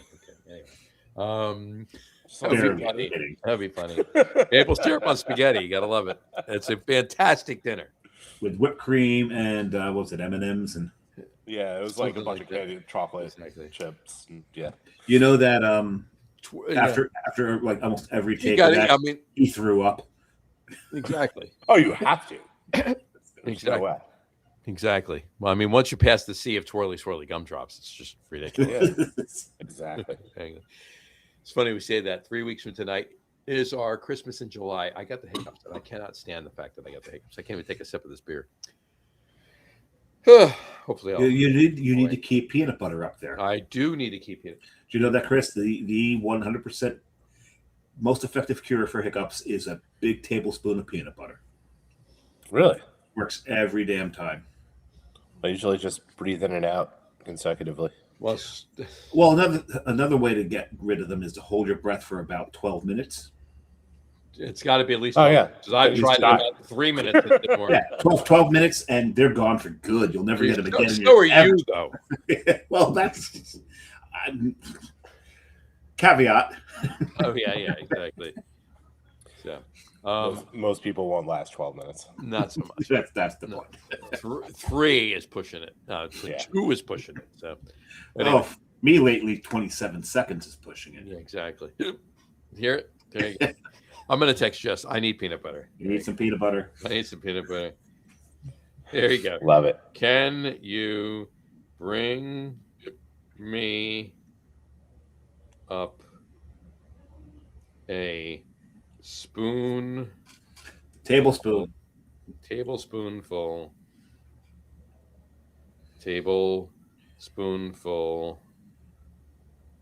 This is I feel like you should have just talked about at this point. But pretty much, right? Yelled down. This is gripping. gripping. I mean, scintillating content for this. Scintillating. Getting an Emmy for this one. It's fantastic. Or what is the equivalent for a podcast? I don't really know. A dummy? No. They should just call it an let's see if she actually does that. So I texted her. Let's see if she actually does it. So. Anyway, there we go. Justin Vitti says he's been making an iced coffee, and that helps with hiccups. Oh, Justin's like a big coffee guy. I don't know if you know that. Yeah, Justin said when I've been making iced coffee on the weekends, I've been using maple syrup instead of sugar. That's what they do in Vermont. Literally like in your regular coffee, hot coffee, they pour maple syrup into it instead of. Why wouldn't they? It's Vermont, of course. Here you go. Then Justin said, that's what the Iron Man peoples do with their espresso. Did I say espresso? Espressos. There you go. Yeah. Works 60% of the time, all the time. Hey. Exactly. Sex Panther. Brian said she's Sex Panther. Yeah. Justin, Brian said she's going to think you are very drunk.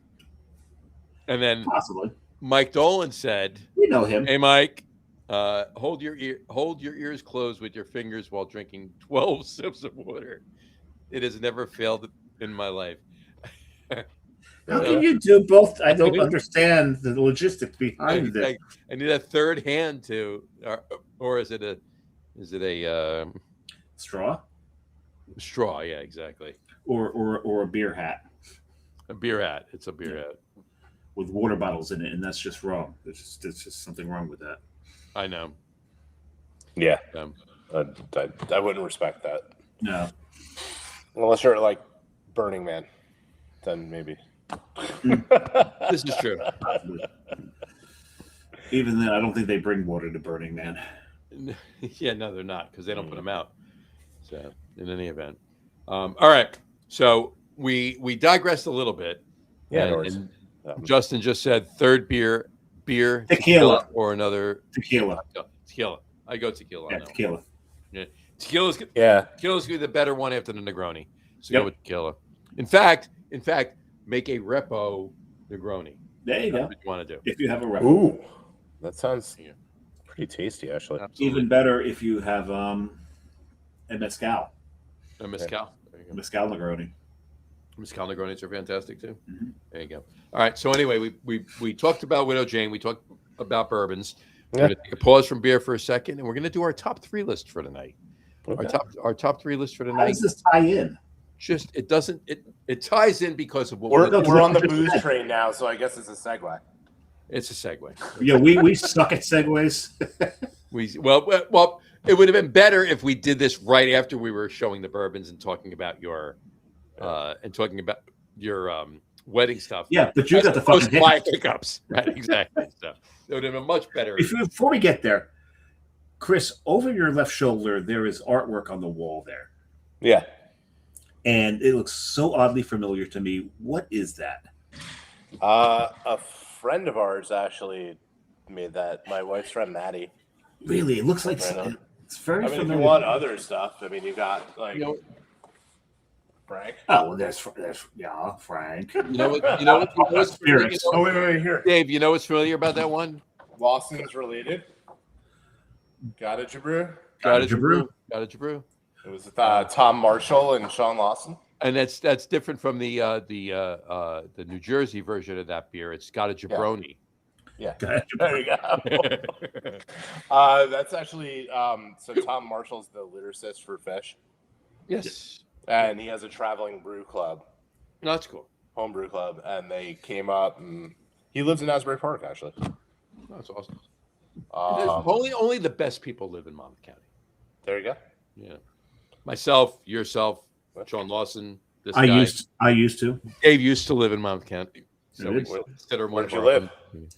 own. I used to. When I was born, I lived in. I forgot the name of the town. Holy crap! But I did live. I did live in Wall, Okay, that's where my wife's from. and I did live in Howell. Okay, Farmingdale. When I was born, I lived in Farmingdale. yeah, that's Howell adjacent. Section of Wall Section of Wall. next to Howell. Yeah. So, but then I moved into Ocean County, Bricktown, and Jackson. Okay, So, Which and is both of them right on the Monmouth County border. yeah, exactly. They're not that far away. not at all. Not at all. So, in any event, I can't stand this anymore. Give me my fucking peanut butter. Hey, Ma! Ma! The The peanut peanut. butter! It's not how that goes, but That's not how it goes. Exactly. I can't stand it. It's like usually on I don't think meatloaf is a really good cure for hiccups. meatloaf. Have you tried? I have not tried meatloaf as a cure for hiccups. No, I have not. I've eaten plenty of meatloaf over the years, but never while I had hiccups. So I don't know the actual, I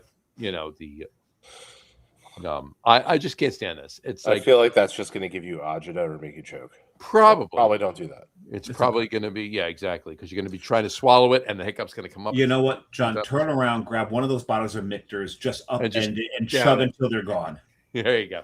Do you have any Underberg or He does have an Underberg in hands or reach. Fernet? Yeah, That'll knock that right down. Like, you know what? Malort will probably.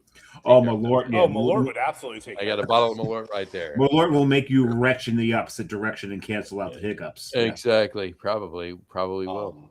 And then I prefer mezcal Negroni. Justin. See, that's what I said. I think Justin and I have like the same taste in cocktails. Yeah. I feel Possibly. like the smokiness would lend itself to that. Well, it depends. It depends. It's a nice balance. It is a nice balance. Yeah. It is. I just don't like when mezcal gets like gasoline-y, like way too gasoline-y. It can get there, yes. It can get there. It can. Just like Scotch. Scotch can get there too. Well, it depends. Yeah. That's why I'm a big Spice Side guy. When it comes to scotches, they're more. I mean, you get the Scotch feels, if you will, to use a current day term, right? But it's still more along the lines of a bourbon. It's not peaty. It's not super smoky. It's not right. It's not giving me any of that. Highland is fine, but I'm a big Spice Side guy. Islay, I can drink a peaty Scotch, but in its time, right? I'll have a little bit, have a couple sips of it, enjoy it or whatever. I'm a big smoke guy, but the peatiness, you're not like a Lagavulin guy, or I'm not a big Lagavulin guy. No, I can enjoy it and I can appreciate it, and I will have some if offered to me or handed to me. Right? I'm not gonna. No, I don't want that. And I can appreciate it. And I can drink it, and I dissect it or whatever. I got a story about that. I was drinking Scotch with this one guy, and we came across this one that was really, really peaty. And I said, I don't particularly like that one. There's too much camphor in that.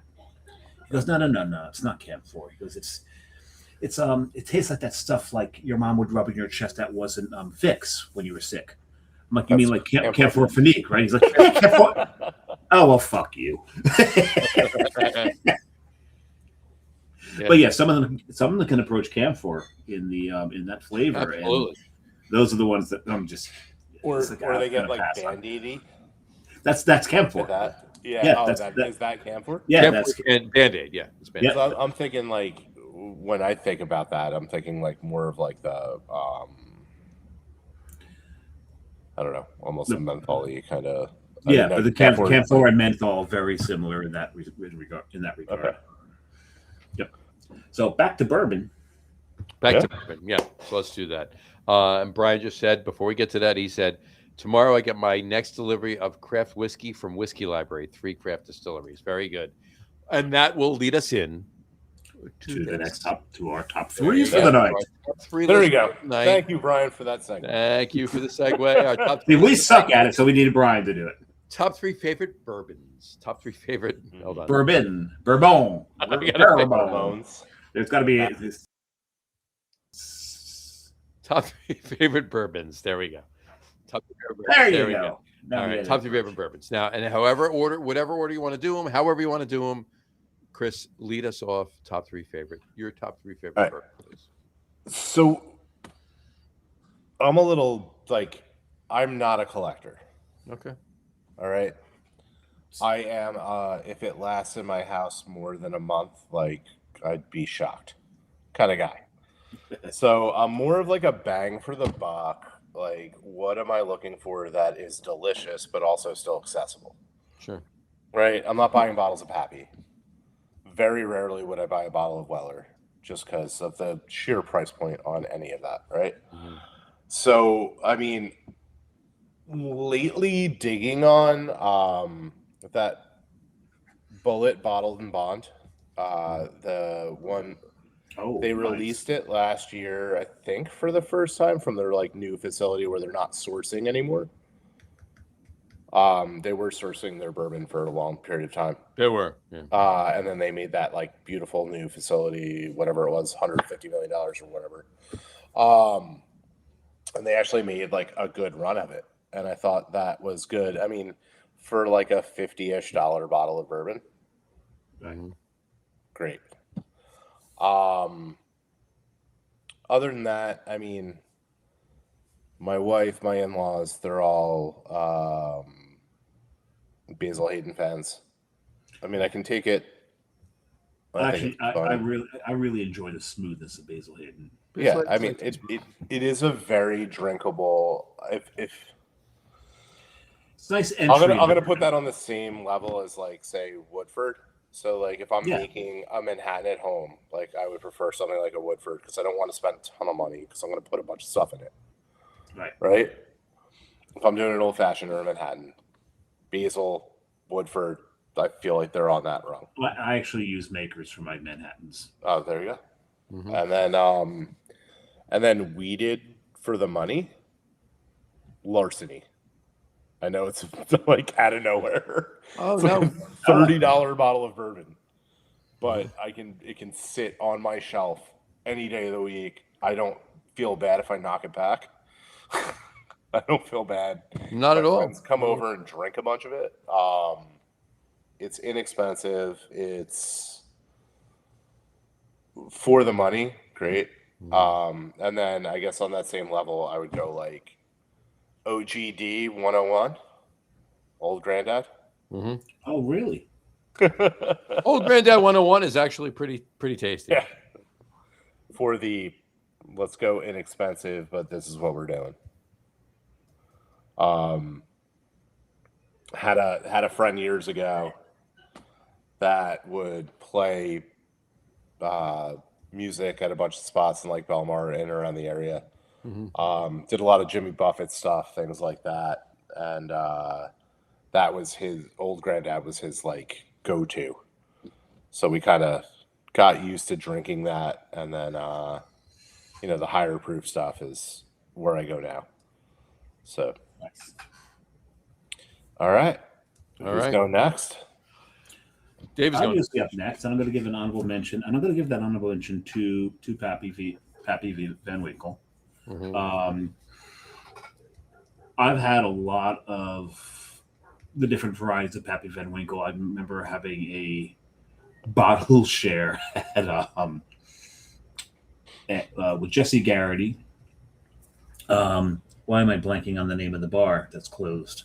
Poor Henry's. Poor Henry's. I showed up with 3 bottles of Pappy.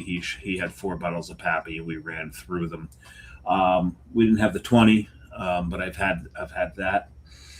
And Pappy's got a reputation for a reason. Is it a little overblown? Sure, it is. Are they overpriced? Abso-fucking-lutely. Is it a damn good bourbon? Hell yeah, it is. Mm-hmm. But I'm not paying those prices anymore. It's just not going to happen. So that's why they down the honorable mention, because they've gotten way too big for their britches. My number 3, and because it's one of the few Kentucky distilleries I've been at, and it would be these guys. Oh yeah, single barrel. And the single barrel, especially the Four Roses single barrel. I remember going there, and they're running us through the whole thing, and I'm just like, when can I drink the single barrel? When can I drink the single barrel? When can I drink that? I want to drink the single barrel, please, the single barrel. And the great thing is, I was with Carrie. She's not a bourbon drinker, so I got like her samples as well. It was awesome. So yeah, Four Roses. That's my number 3. High West is my number 2. I love High West. I love the variety they have. They've got a bunch of different ways, a bunch of different bourbons that you can choose from depending upon like what ratios you like. They've got a weeded. All of them, I think, are quite fucking solid. I like High West. Oh, I forgot one of my honorable mentions because I wanted one that was outside of the traditional realm of bourbons, and that was Still Lawson. Oh, sure. Oh my God, their cask strength bourbon was amazing, and I was torn between bringing home when I was in Austin, bringing home the cask strength or bringing home the cask strength rye, and I brought back the rye because I had some bourbon at home already. So that's an honorable mention in there. But my number 1, it's always been my number 1. This is no surprise to John. I'll take it out of its bag, but it's this bad boy right here. Blends. I absolutely love Blanton's. This is every bottle of Blanton's is a single barrel. The thing about a single barrel bourbon, it's like with the Four Roses. With Four Roses, I find Four Roses to be a little more consistent than Blanton's on their single barrels. You never know what you're going to get. That's the whole fun of a single barrel. You're opening up your Secret Santa gift almost every time. But the better distilleries, you're going to get just usually an amazing bourbon. I've only ever once had a bottle of Blanton's that I wasn't all that fond of. It was mostly creosote and tobacco. You didn't get, the caramel had been like bullied right out of the bottle. There were some vanilla notes in there, but they were crying in the corner. No citrus notes whatsoever. But the bottle I have right now, which came from a place called Sunrise Cellars. Carrie got it for me for Christmas, as a matter of fact, and I told her, like, why'd you do that? Because I'm not going to spend that kind of money on a bottle of bourbon. She's like, yeah, but I'll spend it for you. So I got that. And so what it'll do is I'm actually going to pour a little bit on the shelf because I'm working from home all summer long, so I can get away with that. And I'll have a little snort of it. Like I said, just a little snort of it. So I'm going to pass that on to you, John. You are. And I may have an honorable mention when you're done if I can remember the fucking name of it. There you go. Well, I mean, there's so many, right? There's so many. And I'm actually pulling out a Glencairn because I'm going to pour a little of one as well. So on my honorable mention, okay? And by the way, if any of you are worried, the hiccups are gone. Great. There you go. You weren't worried. I don't think. Yeah, so. I'm happy for you. Yeah. And by the way, Jess wasn't either. You never got your peanut butter? Yeah, because she texted me that she's sitting outside at our fire pit right now. Oh, so, I thought her comment would have been suffer, bitch. Well, she said, drink some bitters, leave me alone. That was it. Can you feel the love tonight? I added the leave me alone. She just said drink some bitters. There you go. And she texted me the picture. I added that. No, okay, so if I really said please, she would have brought it up to me. That's fine. I did remember my honorable mention. Smoke Wagon out of Vegas. Smoke Wagon is good. Smoke Wagon is tasty. Yeah. Oh, it is fantastic. And the thing is, when I first had it, it was only like about $45 a bottle. Yeah, other people have discovered it. Damn it. That's what I miss about Blanton's when it was $40 on the shelf and it was dusty. Yeah. Like, what are we doing? Exactly. $120 a bottle or whatever it is now. I don't even know. It's at least 90. Yeah. It's 120 downstairs. I know that much. Okay, John. So your honorable mention was what? Hold on. Yeah, I just You're gotta still put this- typing in Smoke Wagon. I'm typing Smoke Wagon. Yeah, exactly. I mean, you got a bunch of Michters behind you, so I'm assuming that's going to go there. Well, the thing is, he has a Michter's rep there every other day, apparently.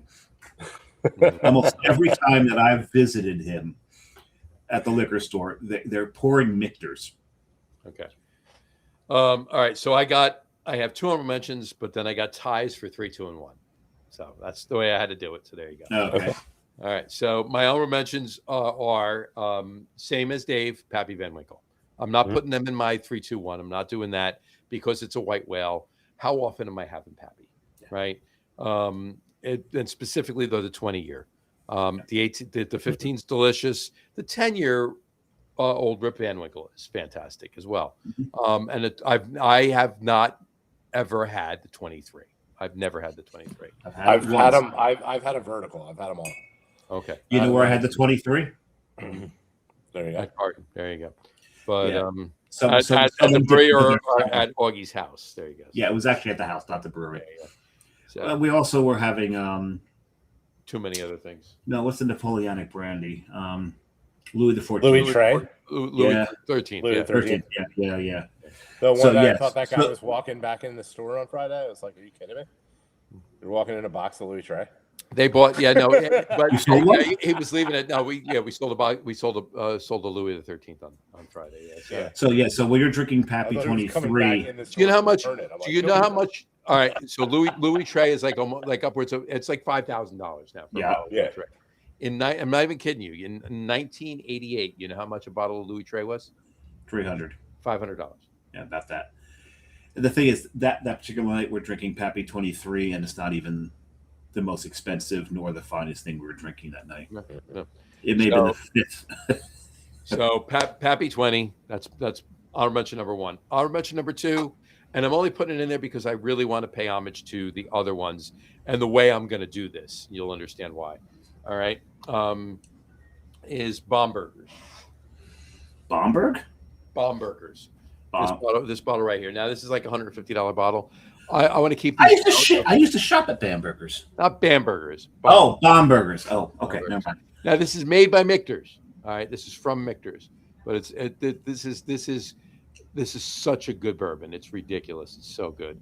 Like I literally maybe once a month I will have a little Glencairn of this. This is so good. I'm really. I have Chris, to. I don't know about you, but the suspense of what he's actually going to pour. I don't think it's a suspense. There we go. But what I'm doing my 3-2-1. I'm not doing a 3-2-1. I'm doing a lower end, a mid range, and a bit higher. Those are my 3. Okay. So my lower end is $30+ for the bottle. My mid range is $50+ for the bottle, and my a bit higher is $70+ for the bottle. Okay. So I'm not going to 150 for the Bomburgers, or certainly not even talking about the Pappy, right? So my lower end, I have a tie for all 3. So my lower end and their go-tos, my lower end $30+, 30 to 50. My lower end is Buffalo Trace. Oh yeah, regular Buffalo Trace, solid Buffalo Trace. Solid. You know, it's a solid bottle. I got a bottle back there, and tied with that is Michter's bourbon, which is what I'm pouring. So there you go. There we go. The suspense is over. There you go. I'm pouring Michter's bourbon. Now I was going to pour Michter's rye, but this is top 3 favorite bourbons, not ryes. So I'm trying to. See, I really, really want to channel Gene Wilder. When he does that, suspense is killing me. Right. And I don't remember which scene it was from in that, but Michter's bourbon, just small batch, one small batch bourbon. There you go, right there. So that's on the number. That's on the 3. The 3, right? So that was Below Willy Wonka, right? Or it was Charlie Willy and the Wonka. Chocolate And he's like, please, the suspense is killing me. Oh, I think it's when Augustus Gloop gets stuck in the pipe and it's waiting for the pressure to Waiting build to blow out. Yeah. Yeah. Suspense is delicious, I think he said, or something like that. I forget the exact line. Because we are the music makers and we are the dreamers of the dreams. We are the dreamers of the dreams. Exactly. Beautiful. This is fantastic. Here, guys, take a sniff, guy. Oh. It's nice. Mm. So And I'm getting just like vanilla and caramel out of the there you go. with a touch of orange. So my number 2 is the mid range, right? Now it's 50 plus, so 50 to 70, 50 plus, right? Like me. Right, exactly. So it's going to be Bib and Tucker. Yeah. Bib and Tucker. I love Bib and Tucker. You've been a long proponent. The regular 6-year bottle. That's it. Mm-hmm. It's right at $50. 50. It's so good. It really is. And tied with that is Rabbit Hole. I've never had a Rabbit Hole. Rabbit Hole is a newer distillery out of Louisville. Been there. We actually got a tour when we come back from CBC in Nashville down in 2023. We stopped there. Our Mort Europe rep set us up a tour or whatever there. He set us up a tour there at Peerless and at Michter's, of course. So we had some fun that day. But Rabbit Hole, they're making some fantastic stuff. In fact, while we were there, we had a 5-grain rye, and it was out of this world. It was one of the best things that I've ever tasted. It was so good. But anyway, so I'm gonna put Rabbit Hole in there. So Bib and Tucker and Rabbit Hole, those are my mid range. My a bit higher, not high end, a bit higher. So 70 plus. Not me. No. Yeah. 70 plus. It's actually 2, and I'm gonna pull these off. Okay. It's actually Willet small batch. Will it what? Willet small batch. Oh. Okay. Willet what? Ha ha ha ha. Nah, sorry. There you go. Sorry. There you go. And Old Fitzgerald. Oh, Fitz. Old Fitz. There you go. Those are my 2, and it's the 7-year. 7-year you can find it for a little cheaper if you can. It might even be dip under 70 sometimes, but I'm putting it in the 70 plus. They're just fantastic. One story. And in case anybody's out there, I know, Dave, you've heard the story before. Chris has. Oh, good. Then I can pee while you. You can pee again for the 3rd time. Go for it. Yeah. There you go. It's tragic. There you go. Whatchamacallit? And those of you that haven't heard the story or whatever, Jess and I were in Louisville, got into town at 10:30 on a Friday night, checked in the hotel, Ubered right over to against the Grand Orbit at 1:30. We had some food, we had a bunch of beer, and then we're there. They're closing at 1:30, and it's just at that point that we're closing. It was just myself, Jess, the bar manager, and the general manager. They walk over, they shut the door, they turn the outside lights off, they lock the door, and they said, "You want to drink some bourbon with us?" And we're like, "Yeah, sure." Twist my arm, right? We were there till 4:30 in the morning. We were there for 3 hours drinking bourbon with them. Pappy, Old Fitz, everything. Just like if you heard of it, we had it, and that was the most exposure. I'd had Old Fitz before, but not a lot. That was the biggest exposure that I had to Old Fitz, and it was fantastic. And it was honestly, with the exception of the 20-year and the 23-year, and I haven't had the 23-year myself, but with the exception of the 20-year, it was every bit as good as Pappy.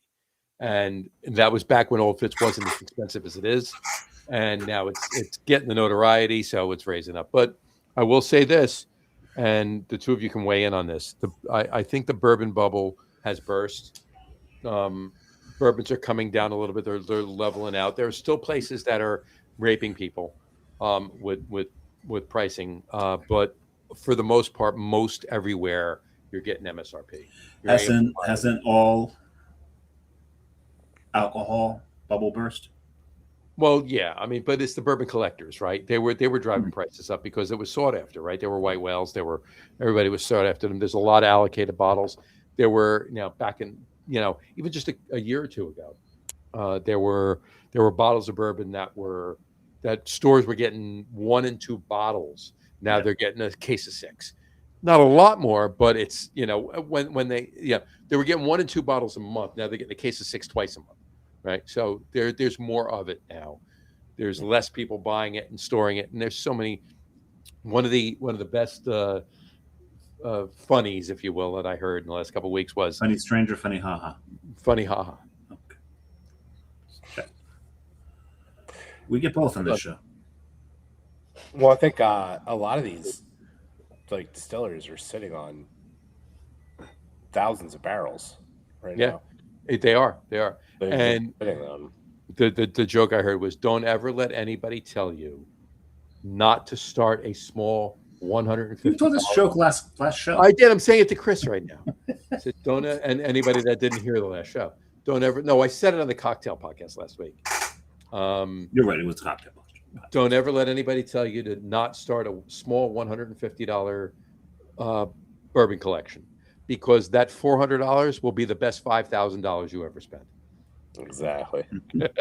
And that's why I'm a guy that won't be a collector. There you go. I don't collect. I never have more than 3 or 4 bottles of bourbon on my shelf at any one time. There you go. See, I'm not a quitter, so I never have more than like 2 or 3 bottles of bourbon on my shelf at a time. And it's just me. It's like, whoo, I need that. I didn't finish those other bottles yet. Yeah, fuck it. I'm getting it anyway. That's pretty much how it happens. There you go. So that's why, I mean, I'm all like value driven. Don't want to spend a lot for it, but want to make sure like the flavor and everything's there. Yeah, gotcha. So I will never call myself a connoisseur in any way, shape, or form, but at the same time, like, it needs to be halfway decent. I'm in all these stores every single day. I can find something halfway decent for. Oh, you definitely can. There's tons out there. You know? Yeah. Now the question is, do you smoke cigars? If offered, yes.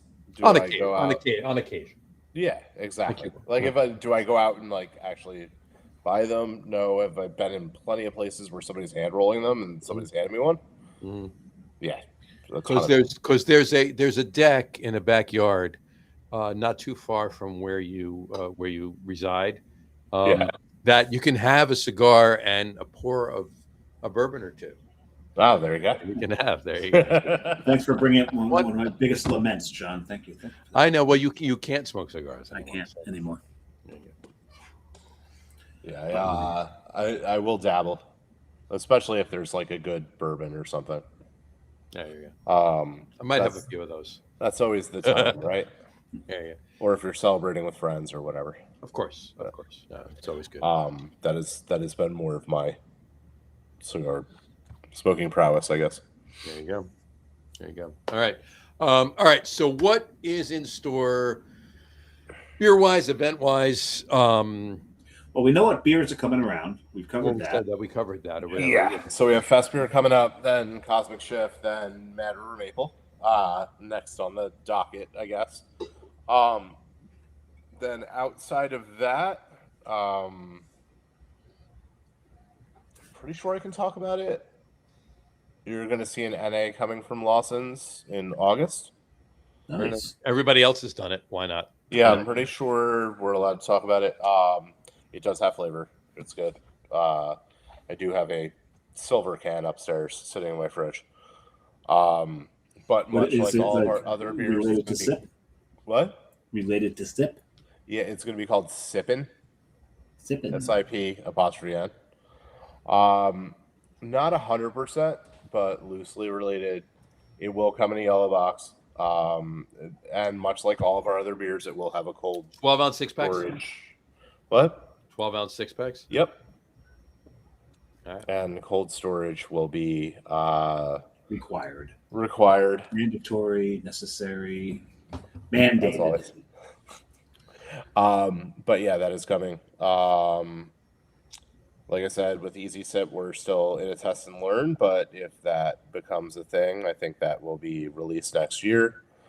And then outside of that, big shakeup in distro in New Jersey. Yeah, if people haven't heard about this already. I mean, it's 2 days old, right? I know. I mean, it started Friday, but it's really only honestly, 36 hours old. Yeah, I mean, you didn't bring it up, so I wasn't sure. If I didn't bring it up. I was leaving it to you, or I would just discuss it with you when we signed off. But yeah, so Serene bought Remarkable Liquids, and in New York, Remarkable bought Serene. To a degree.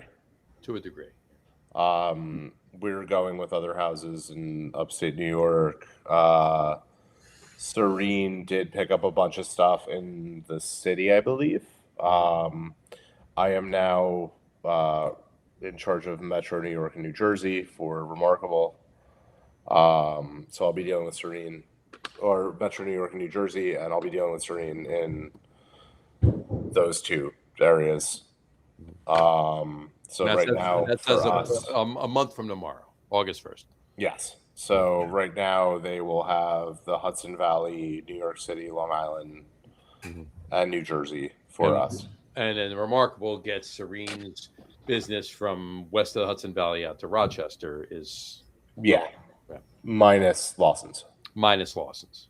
Because Serene already sold off Eastern Pennsylvania and a number of other areas over there.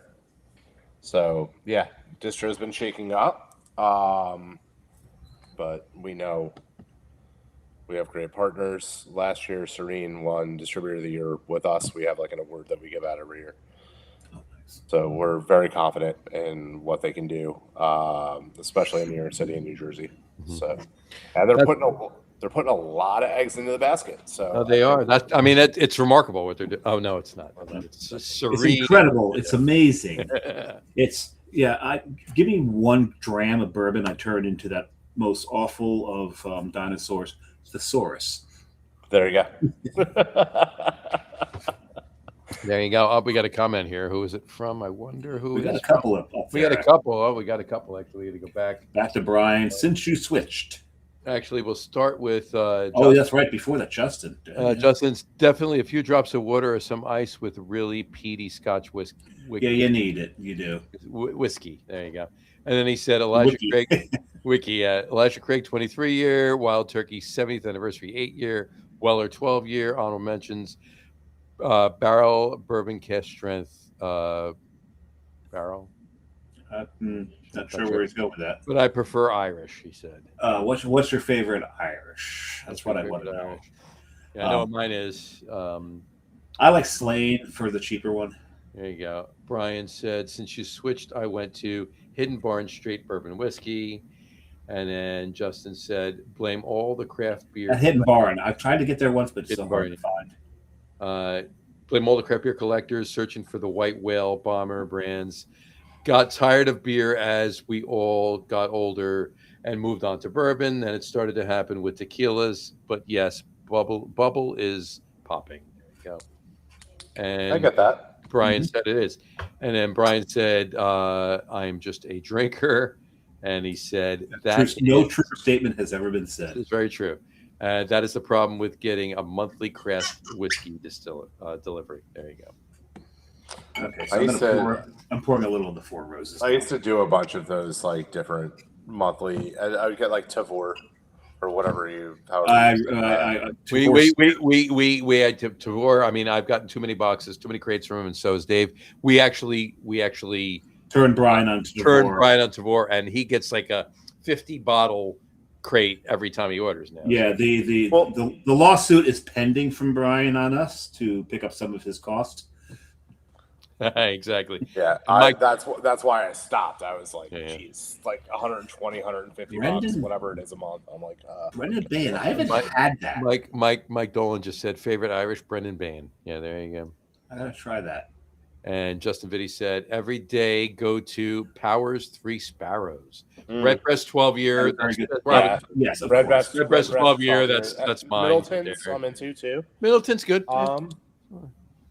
Green Dot. That's like a newer one. Green Dot I can't afford Green Dot. Green Dots. Yeah, I've had Green Dot once. I've had it. I've had a bunch of Yellow Dot. Yeah. By the way, Spot, not Dot. Spot. And Green Spot. Love Green Spot, but you know what? Not for nothing. Redbreast. I prefer the Redbreast 12. Redbreast 12 is my top. I prefer the Redbreast. Well, Irish whiskey is still like super cheap, like regardless of like what. Oh yeah, Redbreast. I mean, comparative to like when you're getting compare it to bourbon or whatever, it's still super cheap. And especially when you get those entry levels, the lower levels, you know, when you get that one step above JMO, some of those are still so like. I love Slane. I'll drink, and Slane's like what 23, 27 for the bottle, John. Mm-hmm. Something along those lines. It's around 30-ish. It's $30. Yes, around $30. And so I'm I can tell you right now. I can see it. I've got a bottle of Slane right on my shelf right now. Which Brian also said the lawsuit is from his wife, not him. Oh yeah. I saw it on the docket, and I was wondering, like, it says both, but oh yeah, that's not Brian. Not Brian, it's his wife. There you go. All right. Are there any events It could be the dog who hates me. No, the dog doesn't hate you. The dog hates me. No, he doesn't. He does. All right. Chris, any events coming up? Either up at the brewery or anything you're participating in down this way in New York, wherever. Or anywhere for that matter. Honestly, we have listeners in Italy, so if you're doing anything, I've been a little on hiatus from events just because of the change in position and everything. Sure. We do definitely have. We will be pouring hops a lot at Madison Square Garden during the fish run. Nice. So if anybody winds up Hops there, Lot's a good beer. I was just working out. There's no more in New Jersey, right? Hops Lot's done in New Jersey. Yeah, it's done in New Jersey. It will be at Madison Square Garden and probably in very select venues in and around the city, like that area. During the fish run at the end of July. I know we are going to be at Newport Jazz Festival. We will be at Newport Folk Festival. We are the sponsor of both of those. Nice. We just finished up Northlands, I believe. I'm trying to think of like what else we have in and around the greater Northeast. I mean, there's always a ton of events. Vermont Brewers Fest and all of that. Yeah, I can't think of any other... Nothing, but if anybody wants to get us involved in some music festivals in New Jersey, call me. There we go. That would be fantastic. We are looking to work with more partners. There's a number of people on my list that has yet to come to fruition, but as we sit down and talk to more and more people, things happen. So there you go. I don't know. As far as the summer goes in New Jersey, I mean, outside of a couple of tastings and things, I don't really have anything. That's fine. That works. We'll have to get a when is Mad River Maple coming out? I'm gonna say November. Yeah, he said November earlier, right? November. Okay, that's fine. So we'll definitely make sure we schedule a tasting in November at the store. Yeah, 100%. It's that. Delicious. If you've never had that beer, it used to go under the name Maple Nipple. Maple Nipple. Yeah. But we changed it for our broader distribution because it just didn't make sense outside of Vermont to call it that. And, is that a Lawson's pen? Oh yeah, sorry. Yeah, we do have this. Yeah. There you go. ISO. It's a Lawson's pen. It's a Lawson's notebook. Notebook. There you go. You got the whole desk set over there. There you go. I've got a whole bunch of stuff. These are all things that I've accumulated over the last 4.5 years. So gotta love it. There's a lot of random Lawson's things in and around. But I think that's really what we have right now. As new things come out, we'll definitely keep you. Brian Boak has got a great point. He said, but I am soon to travel the country to collect beer and whiskey to go. Tell me where I should go. Well, we'll work on that. There's plenty of places. We'll try to tell you where to go. The dog. Say, told you. There you go. There's and he says, reach out to John Henderson. This is the there point. you go. Oh, John. There is a fun place my wife and I we'd like to go to the Finger Lakes and just kind of hit in and around what's the one where Watkins Glen is? Watkins Glen, yeah. In and around that area. Seneca Lake. Seneca, yeah. And we will always stop in Finger Lakes Distilling, which is over there, and grab, what do they have that? It's not McKenna. It's mixed something. They have their own bourbon and rye. Yeah. McKenna was St. Lampreys. It wasn't McKenna. Sidekick. It's the other. It's mixed something. But we will grab it when we're over there. It's just honestly, it's just like a beautiful little area. I think it's more environment than anything else. Watkins Glen is really, really pretty, and everything in right around the bottom of Seneca Lake there, going up on the west side, or like anywhere in the Finger Lakes. By the way, am I frozen to you guys? Because yes, you are. Yep. We can hear you.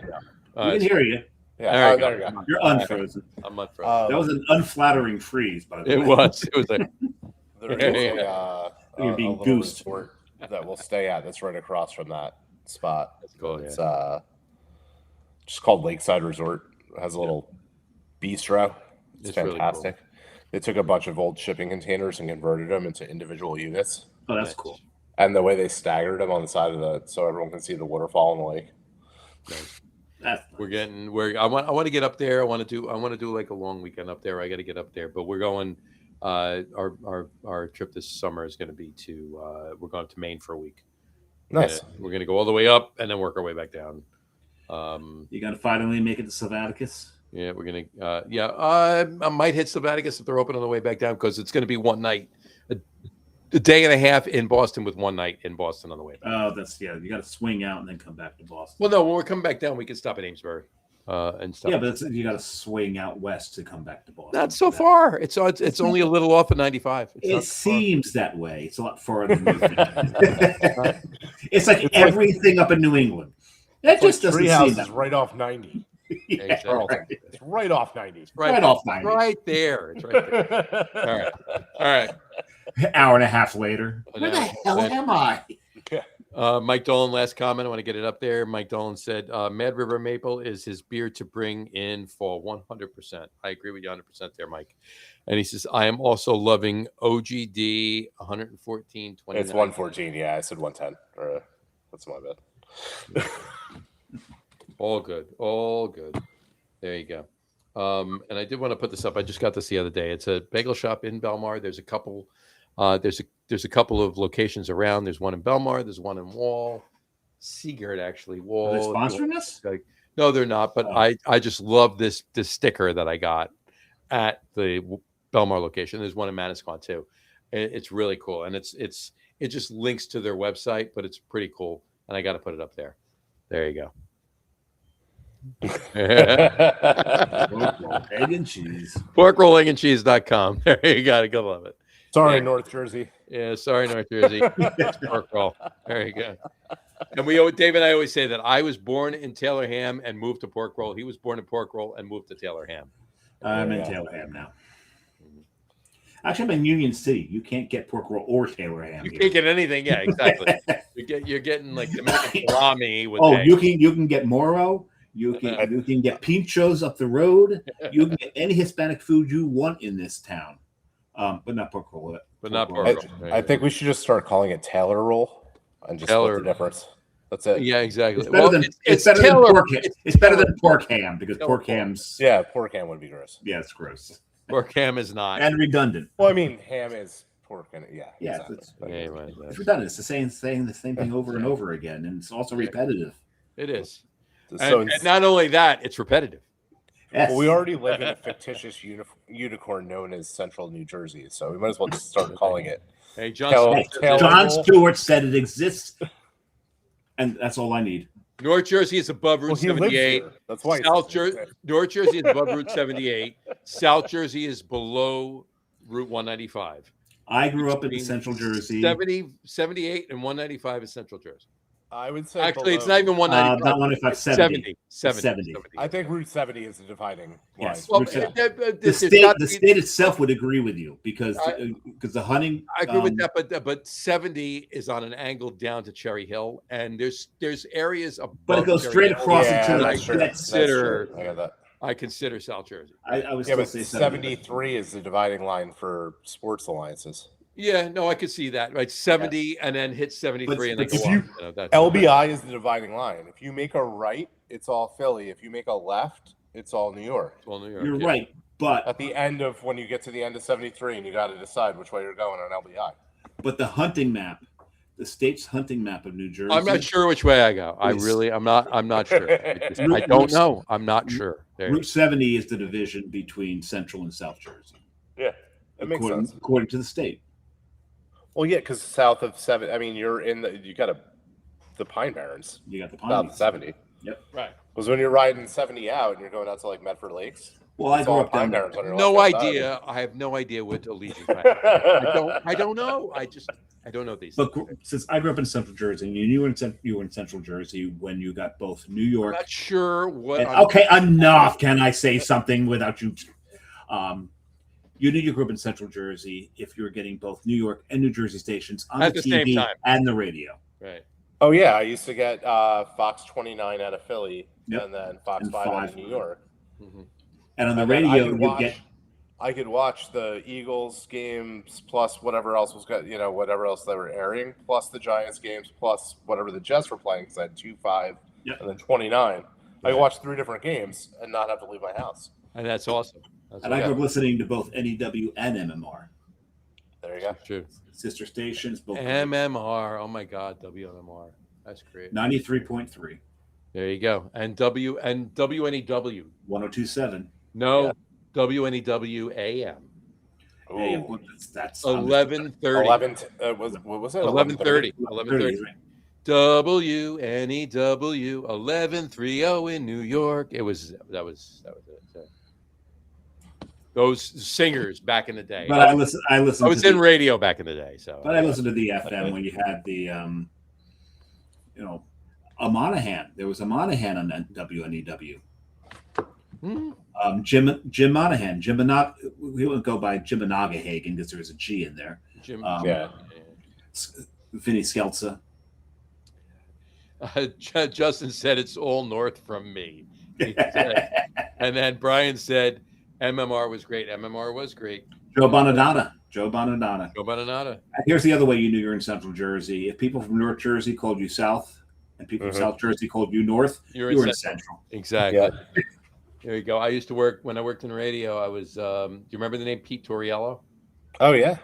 Pete Torriello. I'm Pete Torriello. Yeah. I'm Pete Torriello, Shadow Traffic. I worked with Pete for years. Okay. Yeah, I did. And he was a huge, like classic radio buff. He radio towers and radio stations from years ago.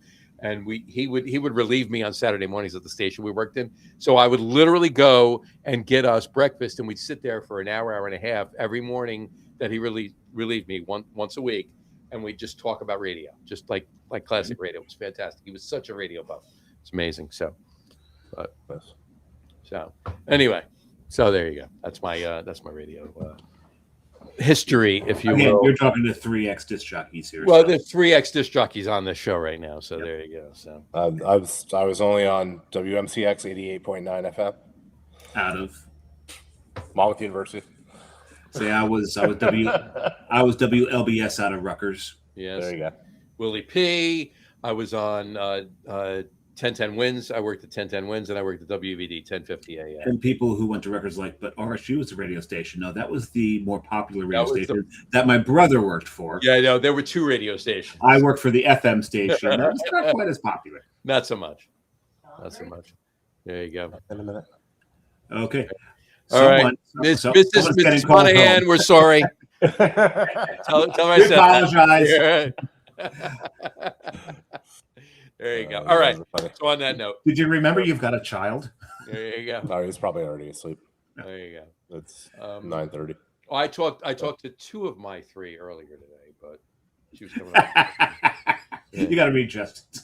Yeah, and Justin just said, "You all have the face for radio." He's not wrong. He's not wrong. My grandmother used to tell me that. Personality for TV, but a face for radio. Face for radio. There you go.